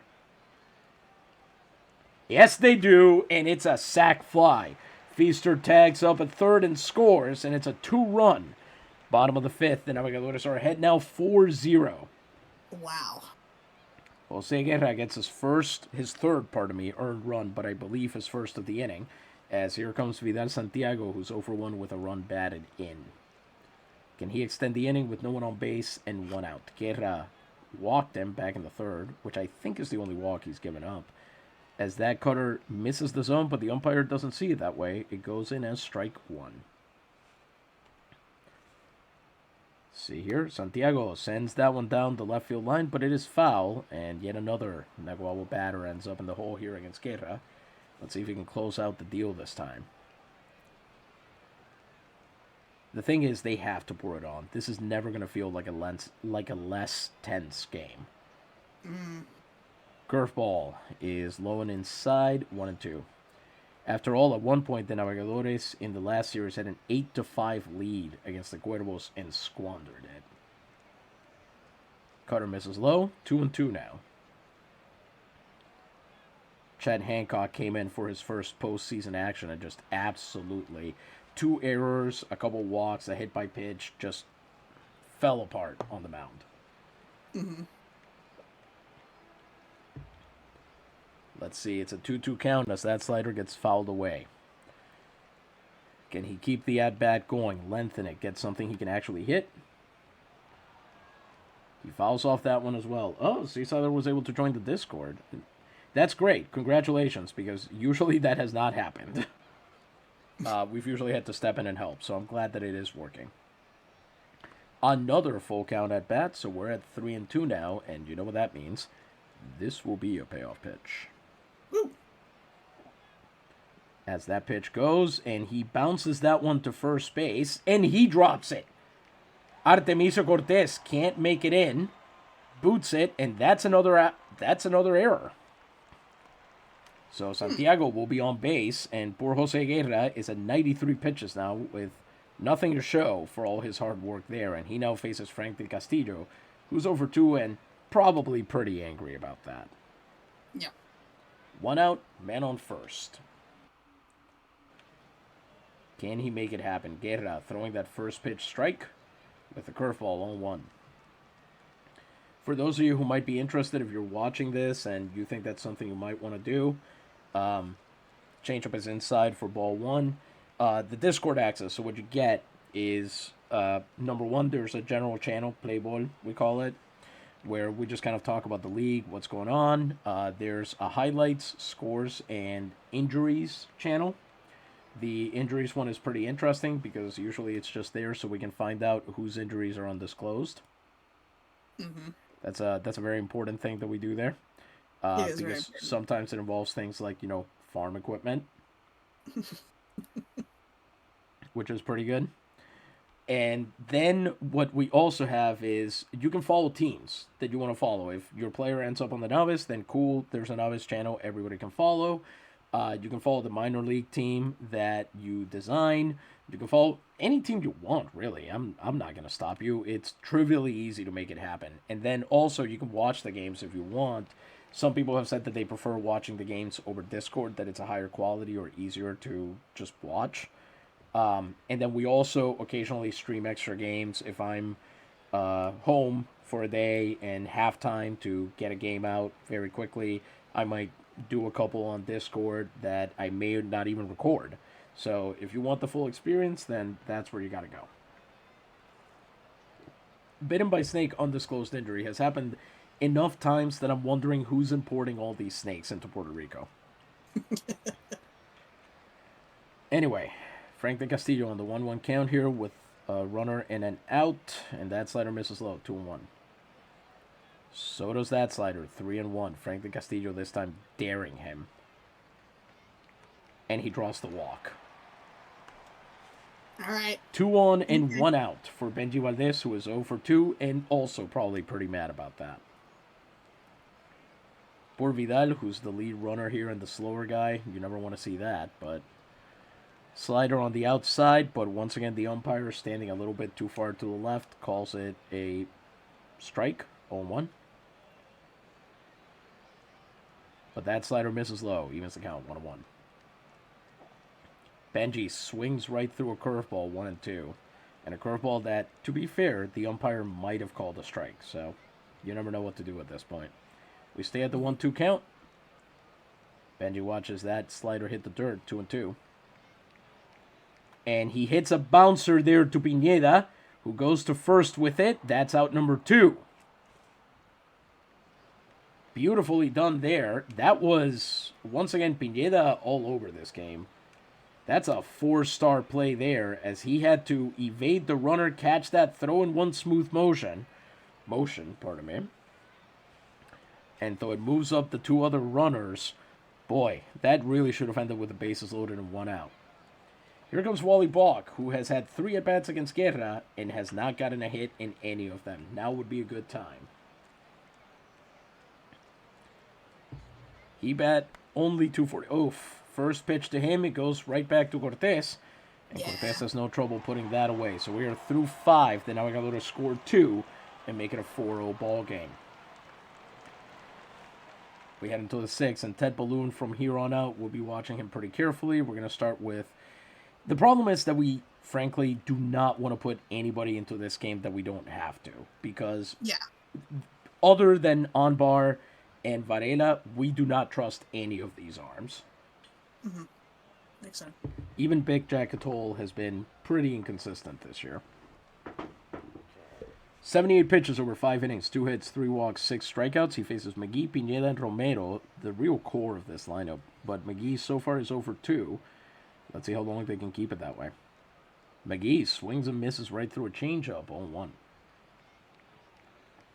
Pretty big swing at that as he hits that one, but it's on a line to Shirley. Another one of those very infuriating line drives right into a glove. 1 out and the base is empty for Pineda, who has been on base twice by hit by pitch and by walk. Can he make it happen on his own? Balloon already going after him. Fastball inside, 1-0. Maybe that's the problem, brother. Fastball misses low, 2-0.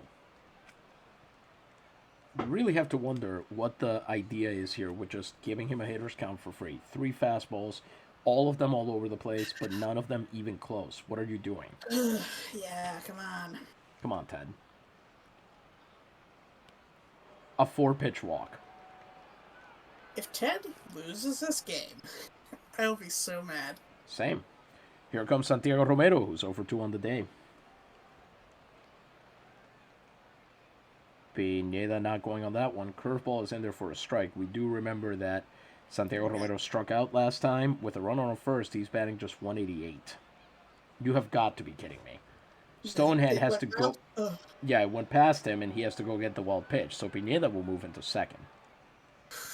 Bit of a buffet inning here with 1 ball, 1 strike, 1 runner, and 1 out. Romero hits that one hard into center field. Underwood chasing it down. Come on, He's Ham. got it. And Nice. Pineda will actually hold it second, surprisingly. All right. That's a pretty good defensive play out there for Ham, as he had to really get on his horse and make that happen. He puts it away and holds the runner, and here comes Tadeo Ramirez, who's 0 for 1 with, I believe, a walk, with a man on second and 2 outs. As Balloon there gets a pretty good strike call on curveball there, down and away, 0-1. Then he just entirely misses. Stonehand has to get to the side just to even catch it. It's 1-1 now. Misses low with the changeup, 2-1. Ramirez fouls that one off. That, I believe, was a fastball, 2-2. And once again, Ted needs this strikeout badly. Instead, what he gets is a bouncer to Feaster, who drops it. Oh, man. Well, what is happening? The rain taketh and the rain giveth. And this time, Pineda will be at third. So runners on the corners with 2 outs for Javier Benavides, who is 0 for 2 and has struck out both times. And that's why. Benavides swings roughly a geological era after that fastball crossed the plate. 0-1. They almost don't deserve to get out of this one, you know? Yes. Benavides sends that one foul, 0-2, and in line here for his 3rd strikeout of the night. But he takes that pitch. Balloon misses inside with a curveball, 1-2. Misses low with a fastball, 2-2. Interesting idea to start not challenging him there, as Ramirez gets back on that pickoff attempt, 2-2. And Benavides strikes out for the 3rd time. Fork ball up and in, and he gets them. The Murciélagos strand another 2 base runners, and the score remains unchanged after all that. 4-0, Navegadores.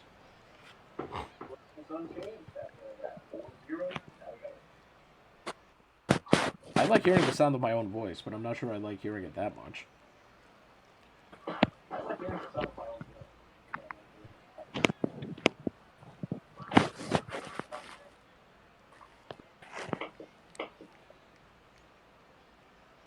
Are you alright? But that's not me. What's that? It's not me. Oh, I see. Oh, interesting. I see somebody has joined us in the channel. Awesome. Well, let us know how the quality is there then, because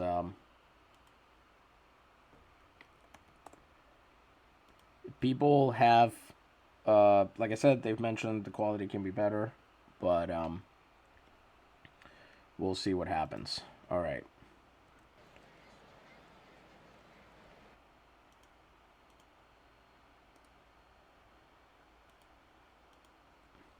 So here we go. Bottom of the 6th, Ham, Underwood, Milne, and Stonehand. And let's be honest. Well, actually, here's the thing.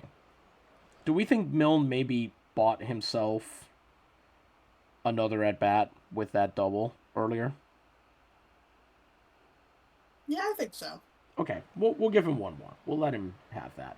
So Underwood, Milne, and Stonehand will be up against Guerra. Of course, I could always replace Stonehand with Salmeron, but Pablo doesn't have a great record catching for Balloon. Underwood has a single and 2 at-bats and didn't get to do much with that, as that cutter misses inside, up and in, 1-0. Says Seasider, I had to get off of there. No worries. We're all kind of just trying our best. Honestly, I'm not a great... Says Will, when I watch in the Discord, it is more like a stop-motion animation Christmas special. Interesting. Ranking Bass, Liga Nacional Puertorriqueña. How cool is that? That's pretty... The true meaning of baseball. That's right. I would be down for that. I'm not gonna lie. But that's good to know, because we thought we paid for the nitro on that thing to have better audio and video quality, and so it's good to know that it's, not all it's cracked up to be. Anyway, it's a 1-1 count on Ham Underwood. We're just learning things tonight, is what we're doing. Curveball misses low and inside, 2-1. Full disclosure, right now my Discord is on streamer mode, so I basically can't see any notifications from it. So I basically only see the pop-up that says, hey, you have something. But that's about it. I don't get any notifications, so I have to kind of go over and check. I usually do when we do ad reads. 2-2 count. Nice! Underwood extends the at-bat there with a line drive into foul territory, so we stay at 2-2. Curveball, curveball, and curveball. I wonder if he's going to go back to that pitch again. He does, and there goes McGee trying to catch it. Let's see if he manages it, as that camera takes forever to get around to him. Nope, it made it into the audience, and there's McGee just staring down the Naguabo fans, who are, when they're not dimensionally shifting, appear to be dressed in, like, Vulcan-style tunics. Yeah. To be fair, you do have to go through the Kolinar ritual, which strips away all emotion and allows you to operate on pure logic to be a Navigador fan these days.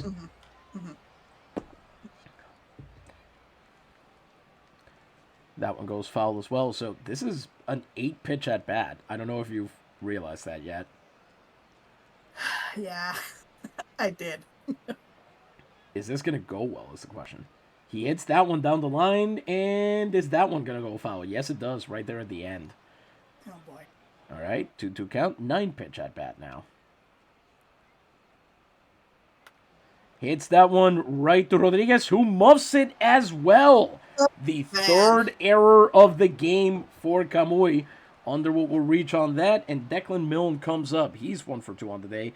Guerra out 113 pitches, 9 of which were in that last at-bat. Declan Milne up to bat. Graham Underwood on first. This could be fun. Let's see what's going to happen.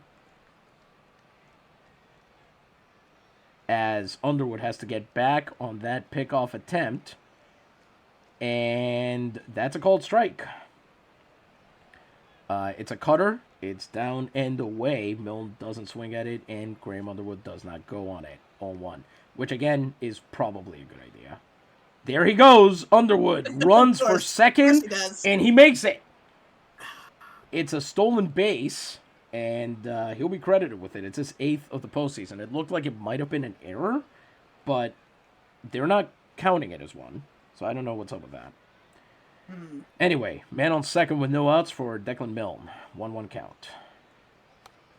He hits that one on a long fly ball down the right field line, but it goes foul. Here's the thing that I do not understand about José Guerra's success. He is a right-handed sidearm pitcher facing a lineup full of lefties. How is this the first time they've been able to get to him? Yeah, that is surprising. It sure is. He's just that good, I guess. Guess so. I mean, he was 5th in the league in ERA this year, so he must be doing something right. As he fouls off that slider, 1-2. He hits that one down the right field line, and boy, they really should go to their pen. This is getting ridiculous. See, Camuy has a bullpen. They have a better bullpen than the Navigadores do.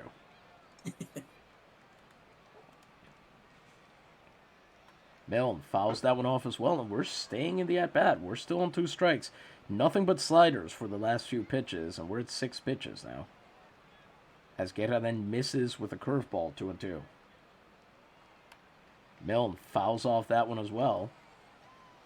And we'll stay at 2-2. 121 pitches for poor José Guerra now.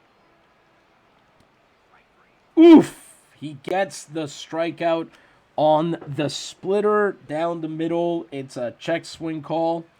But here comes Spike Stonehand, who's over 2. Great effort by Milne there, certainly. Can't get mad at that. As Stonehand immediately fouls off that splitter, 0-1. Misses low with a slider, 1-1. Misses inside with a curveball, 2-1. Misses. Oh, Underwood going for third. Oh no! And He's McGee can't get the ball out of his hand. So they'll have a man 90 feet away with one out here and a 3-1 count on Stonehand. And Stonehand draws the walk. That is cold. Here comes Rob Feaster, who's 1 for 3. Let's see if he can put one into the outfield and score that run. He, of course, in the first place, made it 3-0 when he hit that triple. As here, he checks a swing on the slider, and it misses by hitting the plate. It's 1-0. Feaster smacks that one away, but it's foul, 1-1. I do really like the two guys in the same exact position, as if they're trying to imitate each other. That's always funny.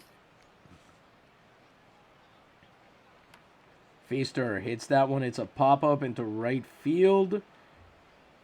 There he goes. He runs it down easily. Romero, no problem there. So they'll hold the runners, and there's 2 outs with runners on the corners for Sherdlu, who's 2 for 2 with a ribby and a walk on the day. Pardon me, a sack.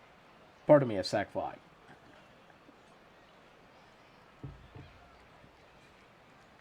As Guerra misses outside with that cutter, we're going to start warming up Kareem Onbar and Varela, just in case. Cutter misses low, 2-0. Cutter misses away, 3-0. Sherdlu getting nothing to hit. Cutters all away. And that's a 4-pitch walk to load the bases. Guerra still in the game, despite being at 134 pitches. He's walked 4, struck out 5. I guess because the next batter is Vidal Santiago, who's 0 for 2. But he's drawn a walk or 2 in his time, as he hits that one into right field, and that lands in front of Romero. That is going to score the run. It'll be 5-0, and do we send Spike? Yes. I say yes, because I like the idea of him scoring, but... There's that, and also it's 2 outs. The run expectancy from here is tiny. Will says to send him, so there goes the run. It knocks off McGee. Stonehand is going to score. It's going to be a 2-run hit. Wow. Stonehand scores, and Vidal Santiago, with his first hit of the game, brings home 2. It's 6-0 for the Navegadores now. This is wild. That was incredible. Oh, I'm very sorry. I did not realize that was going to happen when I switched windows there. So let's watch that again, because that was beautiful. I thought for sure Romero would track it down. He rushes the throw, and it kicks off the catcher. So Stonehand is able to come home. And the Navegadores fans are very happy with that one. I bet. 2 on and still 2 out for Frank de Castillo, who is 0 for 2. He drew a walk last time he came up. Usually that's a good sign for Diablo Rojo. It means he's starting to take the sport a little more seriously again. Mm-hmm. As that cutter hits the bottom of the zone for a strike, 0-1. And he fouls that one off, 0-2. And suddenly I think this is going to end in a strikeout. Nope, he fouls that one off. I mean, it might still end on a strikeout, but just not so early. I will say that a second ago I almost quoted Cloud Busting by Kate Bush, and I wish that I had. Because something good did indeed happen. Mm-hmm. As McGee has to go get that wild pitch, he does manage to block it. So we'll stay at 1-2 with the runners on second and third, and a 6-0 lead for the Naves. De Castillo with a bullet into left center, and this ball game is looking like José Guerra's personal nightmare, as the center fielder there just kind of forgets the ball exists. Oh, boy. Sherdlu scores, Santiago scores. And De Castillo, with his first hit of the night, has a 2-run double. Kamuy's really falling apart tonight for some reason. This is unbelievable. We're going through time and space now. Okay. Yep. Says Will, to also quote Cloud Busting, I still dream. Mm-hmm.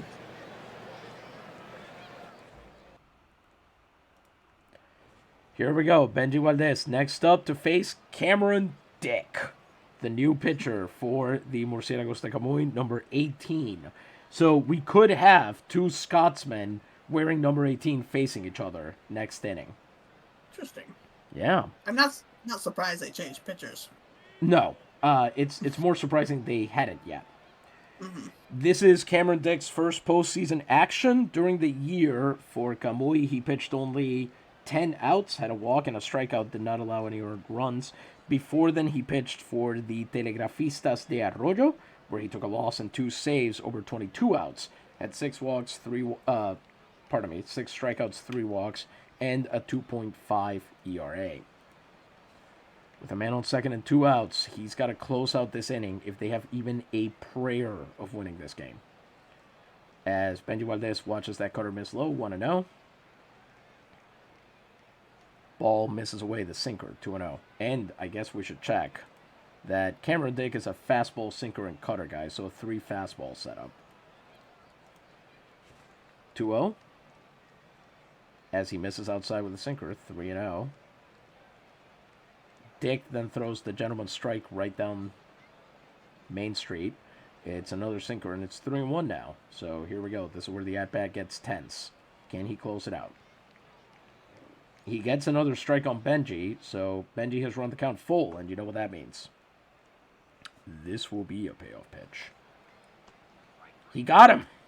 Nice. Strikes Benji out with a sinker, and that ends the bottom of the 6th, but not before the Navigadores get 4 runs, all of which I believe were unearned. That's wild. That's rough if you're Jose Guerra. You're thinking a couple of guys, and to be fair, you know what? Deal with it. Chet Hancock over in the other bullpen feels exactly the same way you do, and it was his first action in the postseason. You at least have like a 9-1 record against the Naves. You're good. There we go. Luis Rodriguez, Victor Sapien, and Artemisio Cortez will come up against Ted Balloon here, who is through 6 innings on 97 pitches, 2 hits, 4 walks, and 7 strikeouts. But before we do that, we're going to have another word from one of our sponsors. Louisa, I will step away. The booth is all yours. Thank you.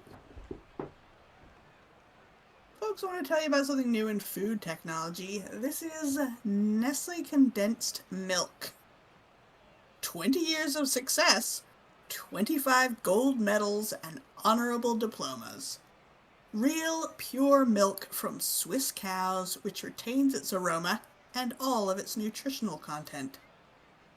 Beyond the great services rendered by this method of preservation to the army and to hospitals, it has entered the diet of especially particular drinkers, to whom it provides a pleasant, healthy, and natural milk. Available at Henri Nestlé Christian Ferrer, 16 Rue du Parc Royal, in Paris. In Puerto Rico, it can be found at, you guessed it, Farmacia Guillemette.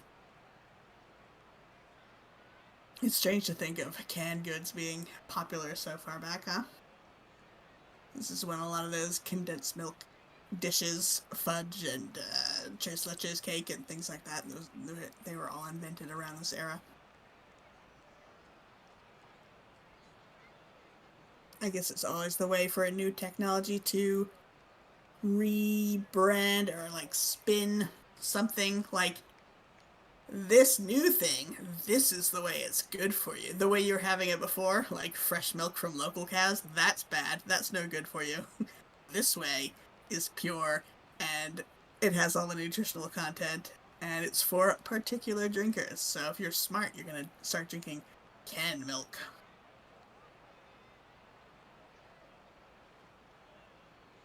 Although I think of that for more for evaporated milk, and condensed milk, I believe, is always sweetened, has always been sweetened. So you wouldn't really reconstitute that into milk, I wouldn't think. I don't think you can. It would be very sweet no matter what. Sure tastes good though, huh? I like to put a little bit in coffee, which I think is a Vietnamese thing to have condensed milk in your coffee. It is in fact Vietnamese. It's very good. I like that a lot. It's very, very good. All right, hang on. We need to let everybody know that this game got wild. Mm-hmm. That was nobody is more surprised about this than we are. Says C. Seiler, Borden made his fortune by selling canned milk in the Civil War. It was evaporated milk as opposed to condensed and sweetened. Yes, that's true. I particularly like the idea of saying, as you were saying, fresh milk from local cows. That's not the move. You should get Yeah, yeah. canned milk from these other cows. And fun fact, the Puerto Rican dairy industry, they claim, the last time I was there, it's interesting how the fact that there was a strike by a dairy workers union influenced the dairy industry into insisting that they were incredibly highly regulated and that that's why milk is so expensive in Puerto Rico. Aha, interesting. But it is apparently true that the regulations in Puerto Rico do mean that you have to get the milk as soon as it's been I guess Pasteurized? no, I guess there's a time limit Hmm. to how much time that milk can be you can get it out of the cow Oh, to when it has to be in the yes. dairy, and that limit, because we're in the tropics, is very, very low. It has to be there within a couple of hours. Mm-hmm. So Yeah. there are several dairies set up all around the island to make it happen, which it's not a particularly big place. So the fact that that is always true, the fact that you have to have all these different dairies is very surprising. But Mm-hmm. as a result, milk in Puerto Rico is apparently very, very high quality, or at least that's what we were told last time we were there. Oh, I bet. Yeah. My grandparents had a dairy farm when I was young. They have been retired for decades now, but they also had similar regulations. This is in Wales, so the temperature Are wasn't a these concern. are But these the ones in near the where the University of North Wales is? Lampeter or don't whatever? know. Yes, yes. Fun I fact, have no idea where the university is, but yes. it's also Lampeter. Okay. Fun fact? What? That was the other distance program I almost applied to. Oh, it's fun. Anyway, sorry, Um, continue. Oh, so there are rules how far the milking equipment could be from where the tanks and the refrigeration of it was, like how far apart those could be. That was heavily regulated. So I have seen all of that firsthand. It's very fascinating. I would imagine, yeah. It's a tough gig if you Yeah. want to have this is something that if you want to have high quality milk, you have to pay attention to all of that. Hmm. It's there's a lot of inputs, and unfortunately in the United States, a lot of these I mean, I'm not saying that those food regulations aren't followed, especially somewhere like I live in New York State. That's a pretty big deal here, but um, yeah. Hmm. All right, shall we get into some more baseball here? Yes. Let's do it. It is top of the seventh inning. Ted Balloon is facing Luis Rodriguez, who's over two on the day. Struck him out at least once, I believe. As strike one is called on that curveball, 0-1. That fastball misses low, 1-1. That is hit right to Wally Balk. He's got it, pumps, makes the throw over, and as we read the jackfruit and gasoline sign, he fires a strike over to first for out number one. What more do you need in life, really? Yeah, Jackfruit, gasoline, baseball, and your newspaper.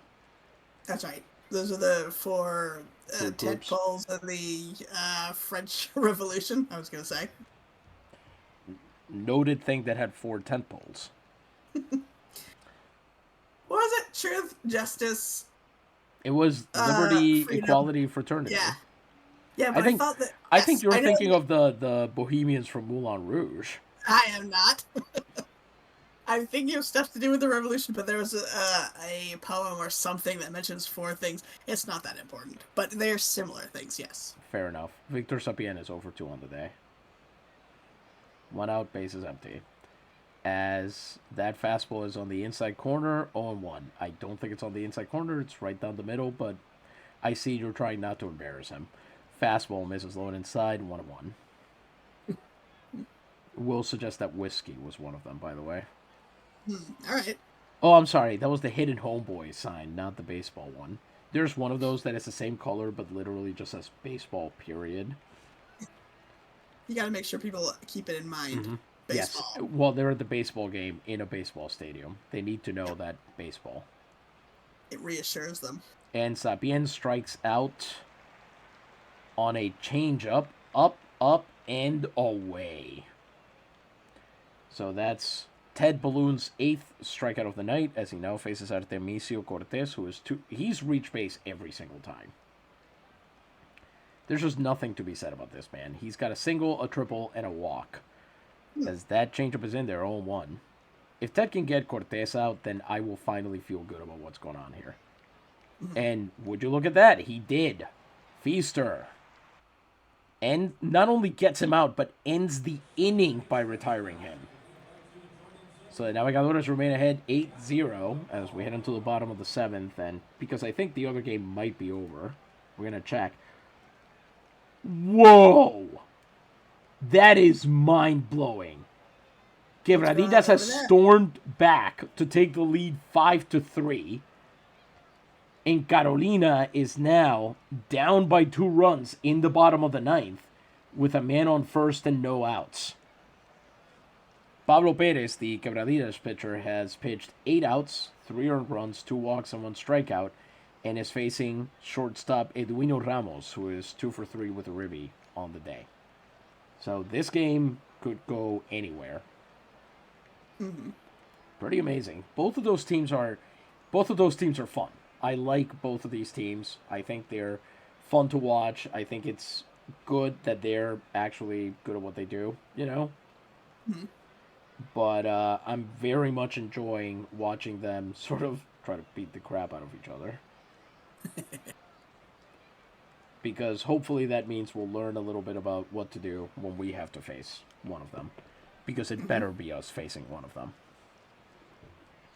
Bottom of the 7th, Balk, Underwood, and Milne will face Cameron Dick, who got through his first out on 6 pitches. Wally Balk is over 3 on the day. He is just 2.29 in the late innings. By the way, Cameron Dick got that out via strikeout, as that is fouled off. And you can tell the Murciélagos at this point are probably giving this game away. They're just thinking, you know what, you win. We'll give you game 1. We'll try again. Jose will probably be back on form next time. As that sinker misses inside, 1-1. It's a 7-game series. We can afford to wait for that.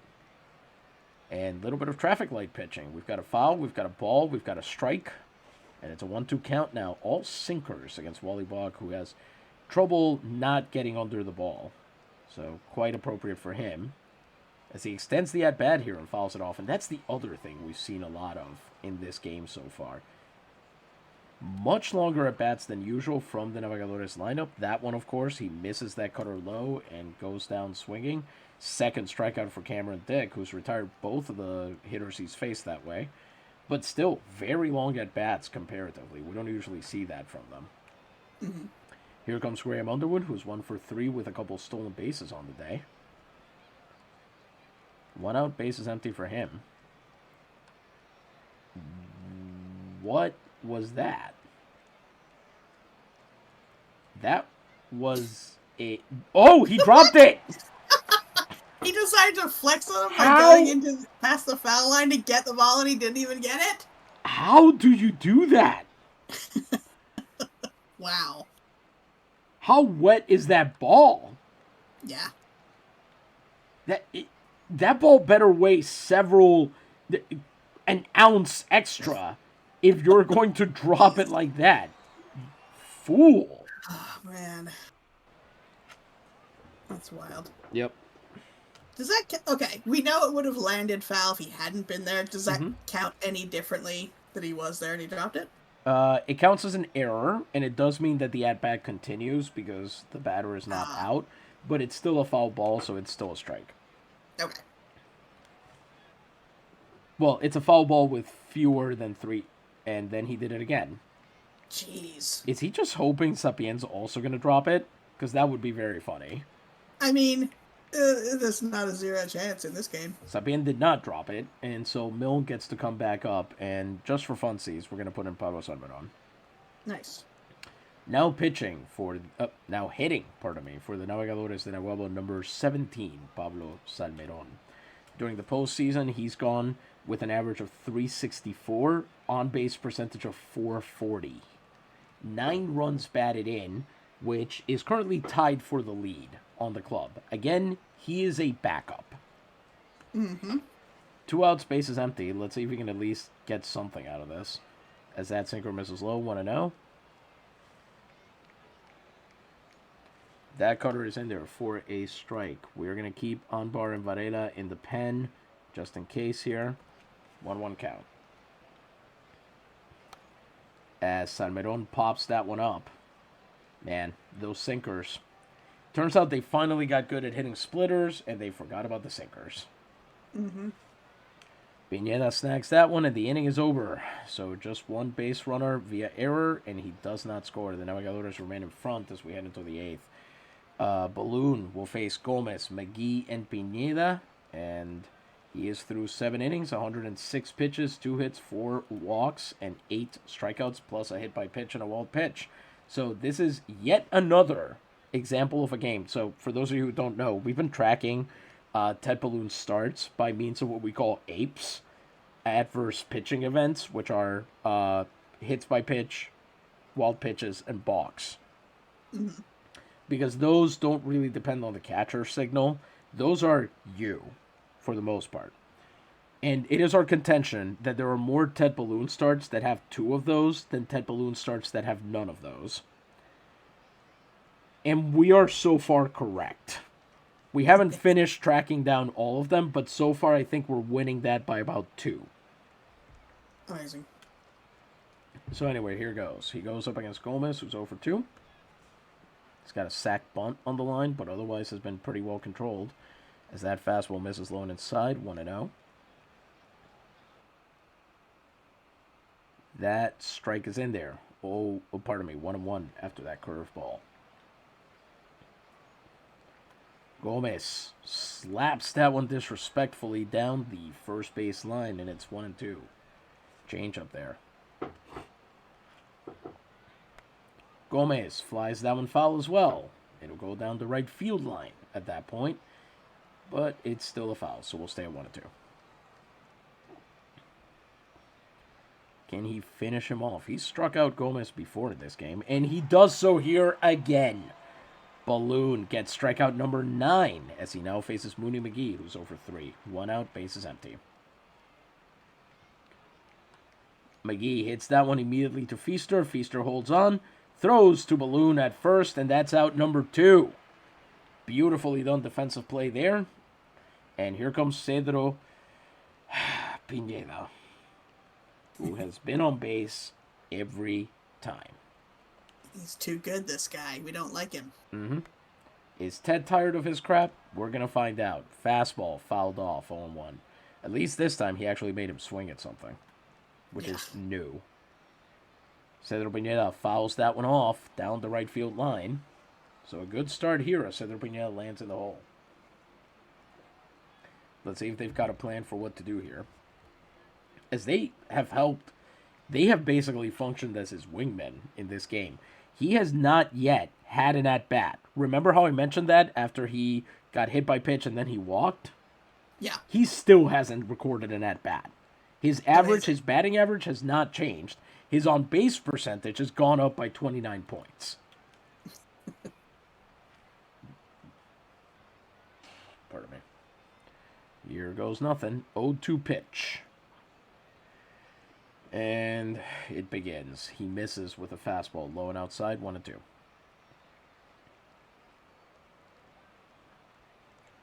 There is no one on base, and you have 2 outs. Why are you doing this?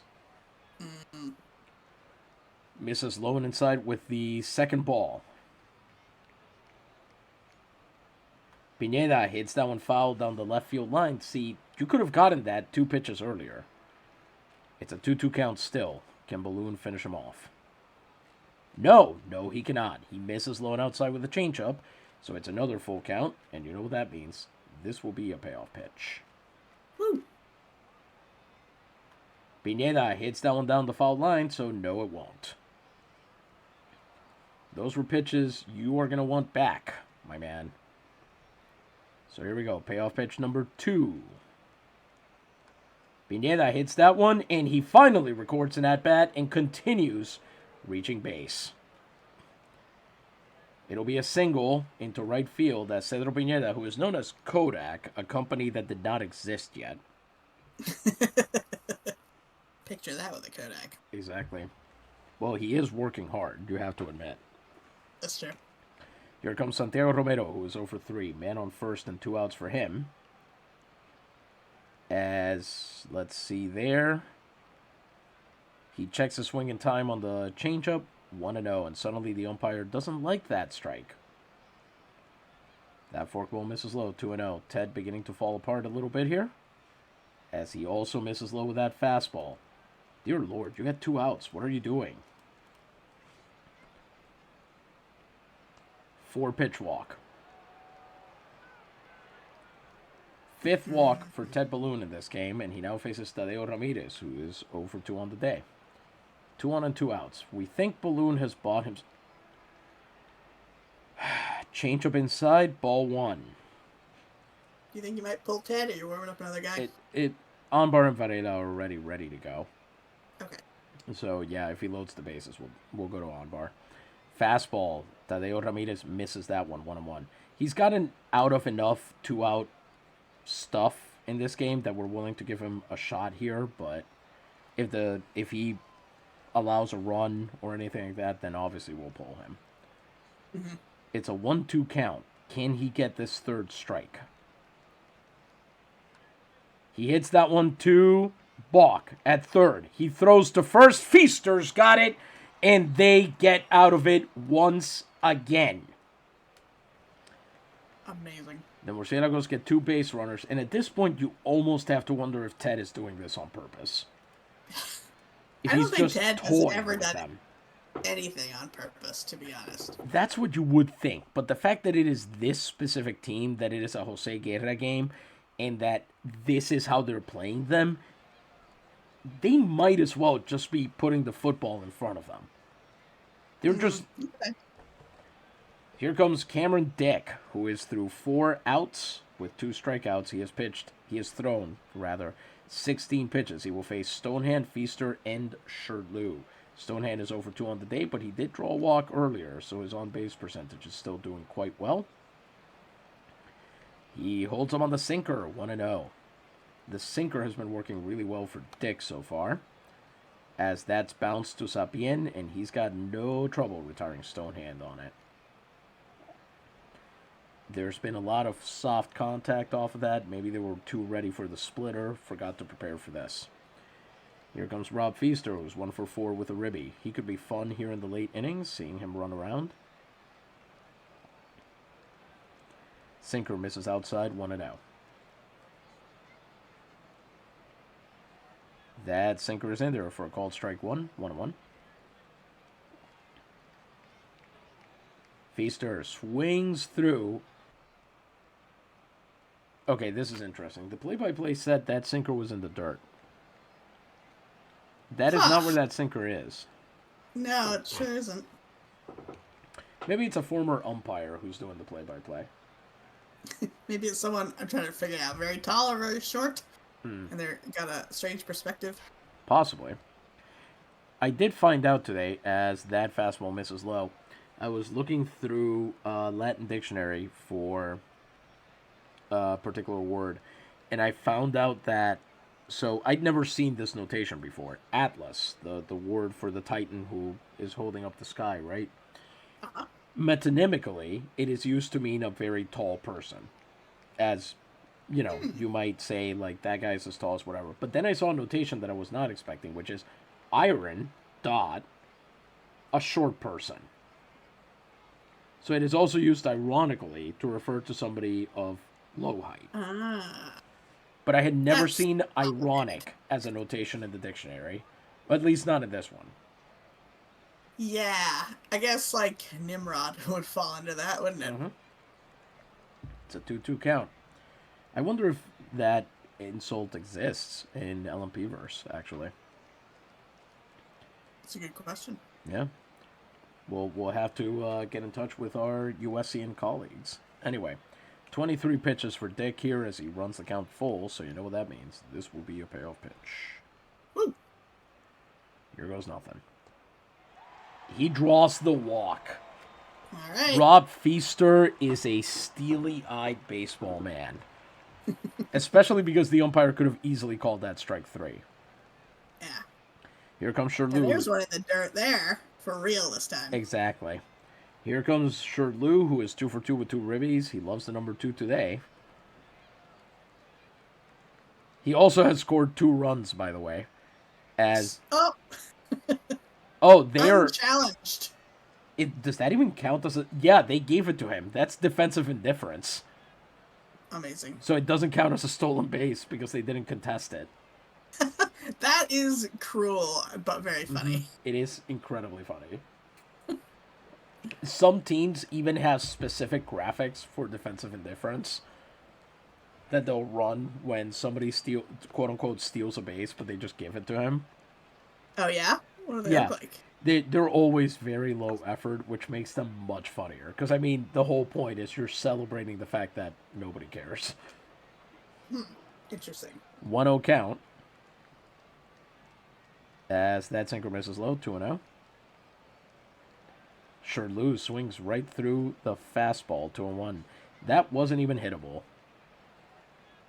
Sherlou checks his swing this time on the sinker, 3-1. They're starting to see it a little bit, maybe.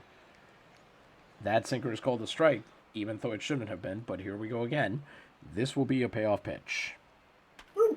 Sherlou hits that one to Pineda. Pineda catches it, throws to first, and Feaster moves to third.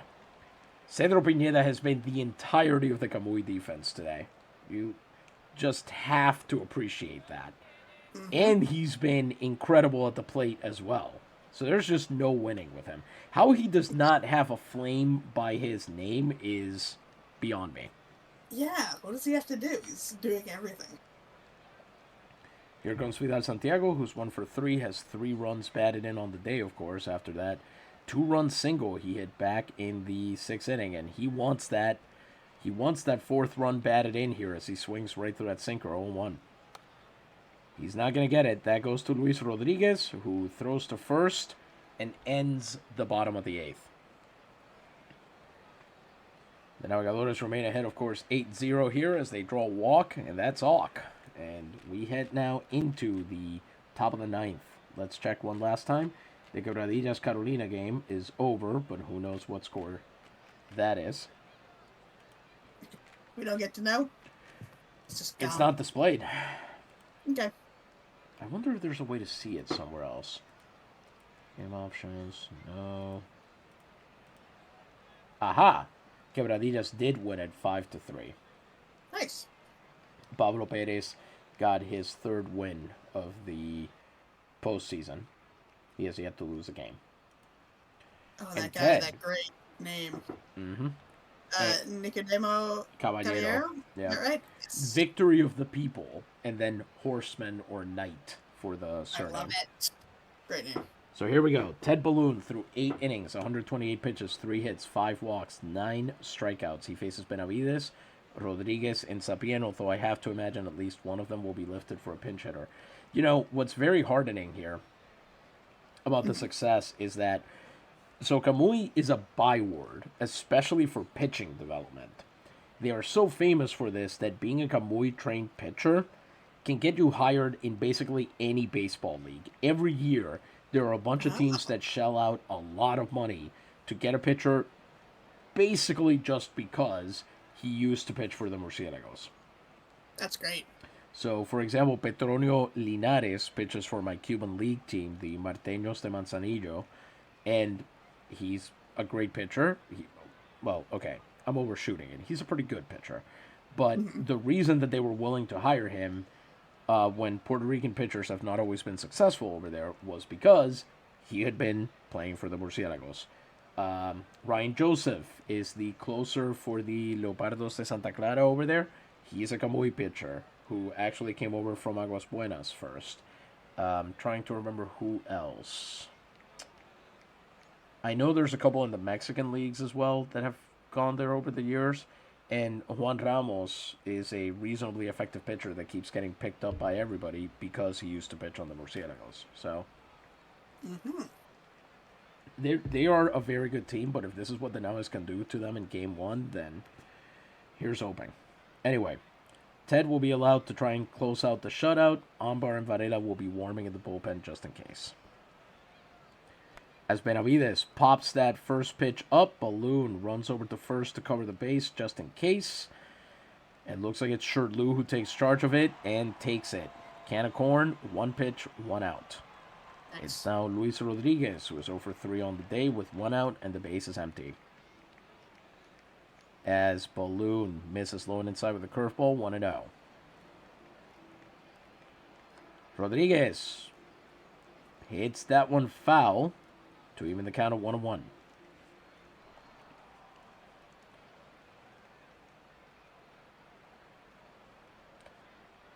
Change up that time. He got under it and sent it foul.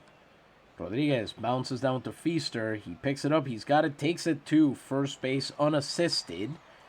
And Ted Balloon is 1 out away. Can he make it happen this time the way he didn't back in the 8th inning? With 132 pitches, he'll face Victor Sapien, who is 0 for 3 on the day. He cannot allow this man to extend the inning here. As Sapien watches that first pitch, it's a forkball and it's inside for a strike 0-1. Ted misses just barely with a changeup trying to get the swing, but he wins the count 1-1 now. Sapien swings through the second changeup, and it's 1-2. Ted needs one more strike to wrap this up. And I think he's about to get it. Sapien swings through that pitch, a fastball. Ted Balloon gets his 10th strikeout, and he has a 3-hit shutout. Just a few days after pitching a complete game shutout to close out the Serie Interdivisional. Naguabo takes the lead here in Game 1 of the Campeonato de Liga Betances and has a much easier path to victory out of here as they win 8-0. To quote the meme, I used to pray for times like this. I cannot believe that happened. I never would have predicted that in a million years. Here's even better. Check this out. Artemisio Cortez and Cedro Pineda were the only two players to get hits for Camuy. He held the entire rest of that lineup hitless. Yeah. Amazing. With a wild pitch, with a hit batsman, and they dismantled José Guerra. This is the first time they've ever beaten him. In the postseason, in the regular season, doesn't matter. Jeez. Shirtley got a double, a triple. Frank de Castillo got a double, and Milne and Feaster, of course, hit their triples. So everybody pitched in and did their job. Underwood, of course, stole the 2 bases. He also scored a run. Everybody, good team win here. Can't really say enough about how great that was to watch. As Will says, not what any of us expected from this game, but it's very welcome. You can say that again. Mm-hmm.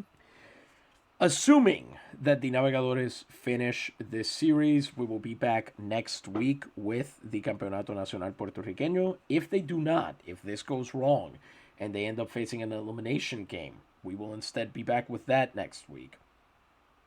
Pardon me.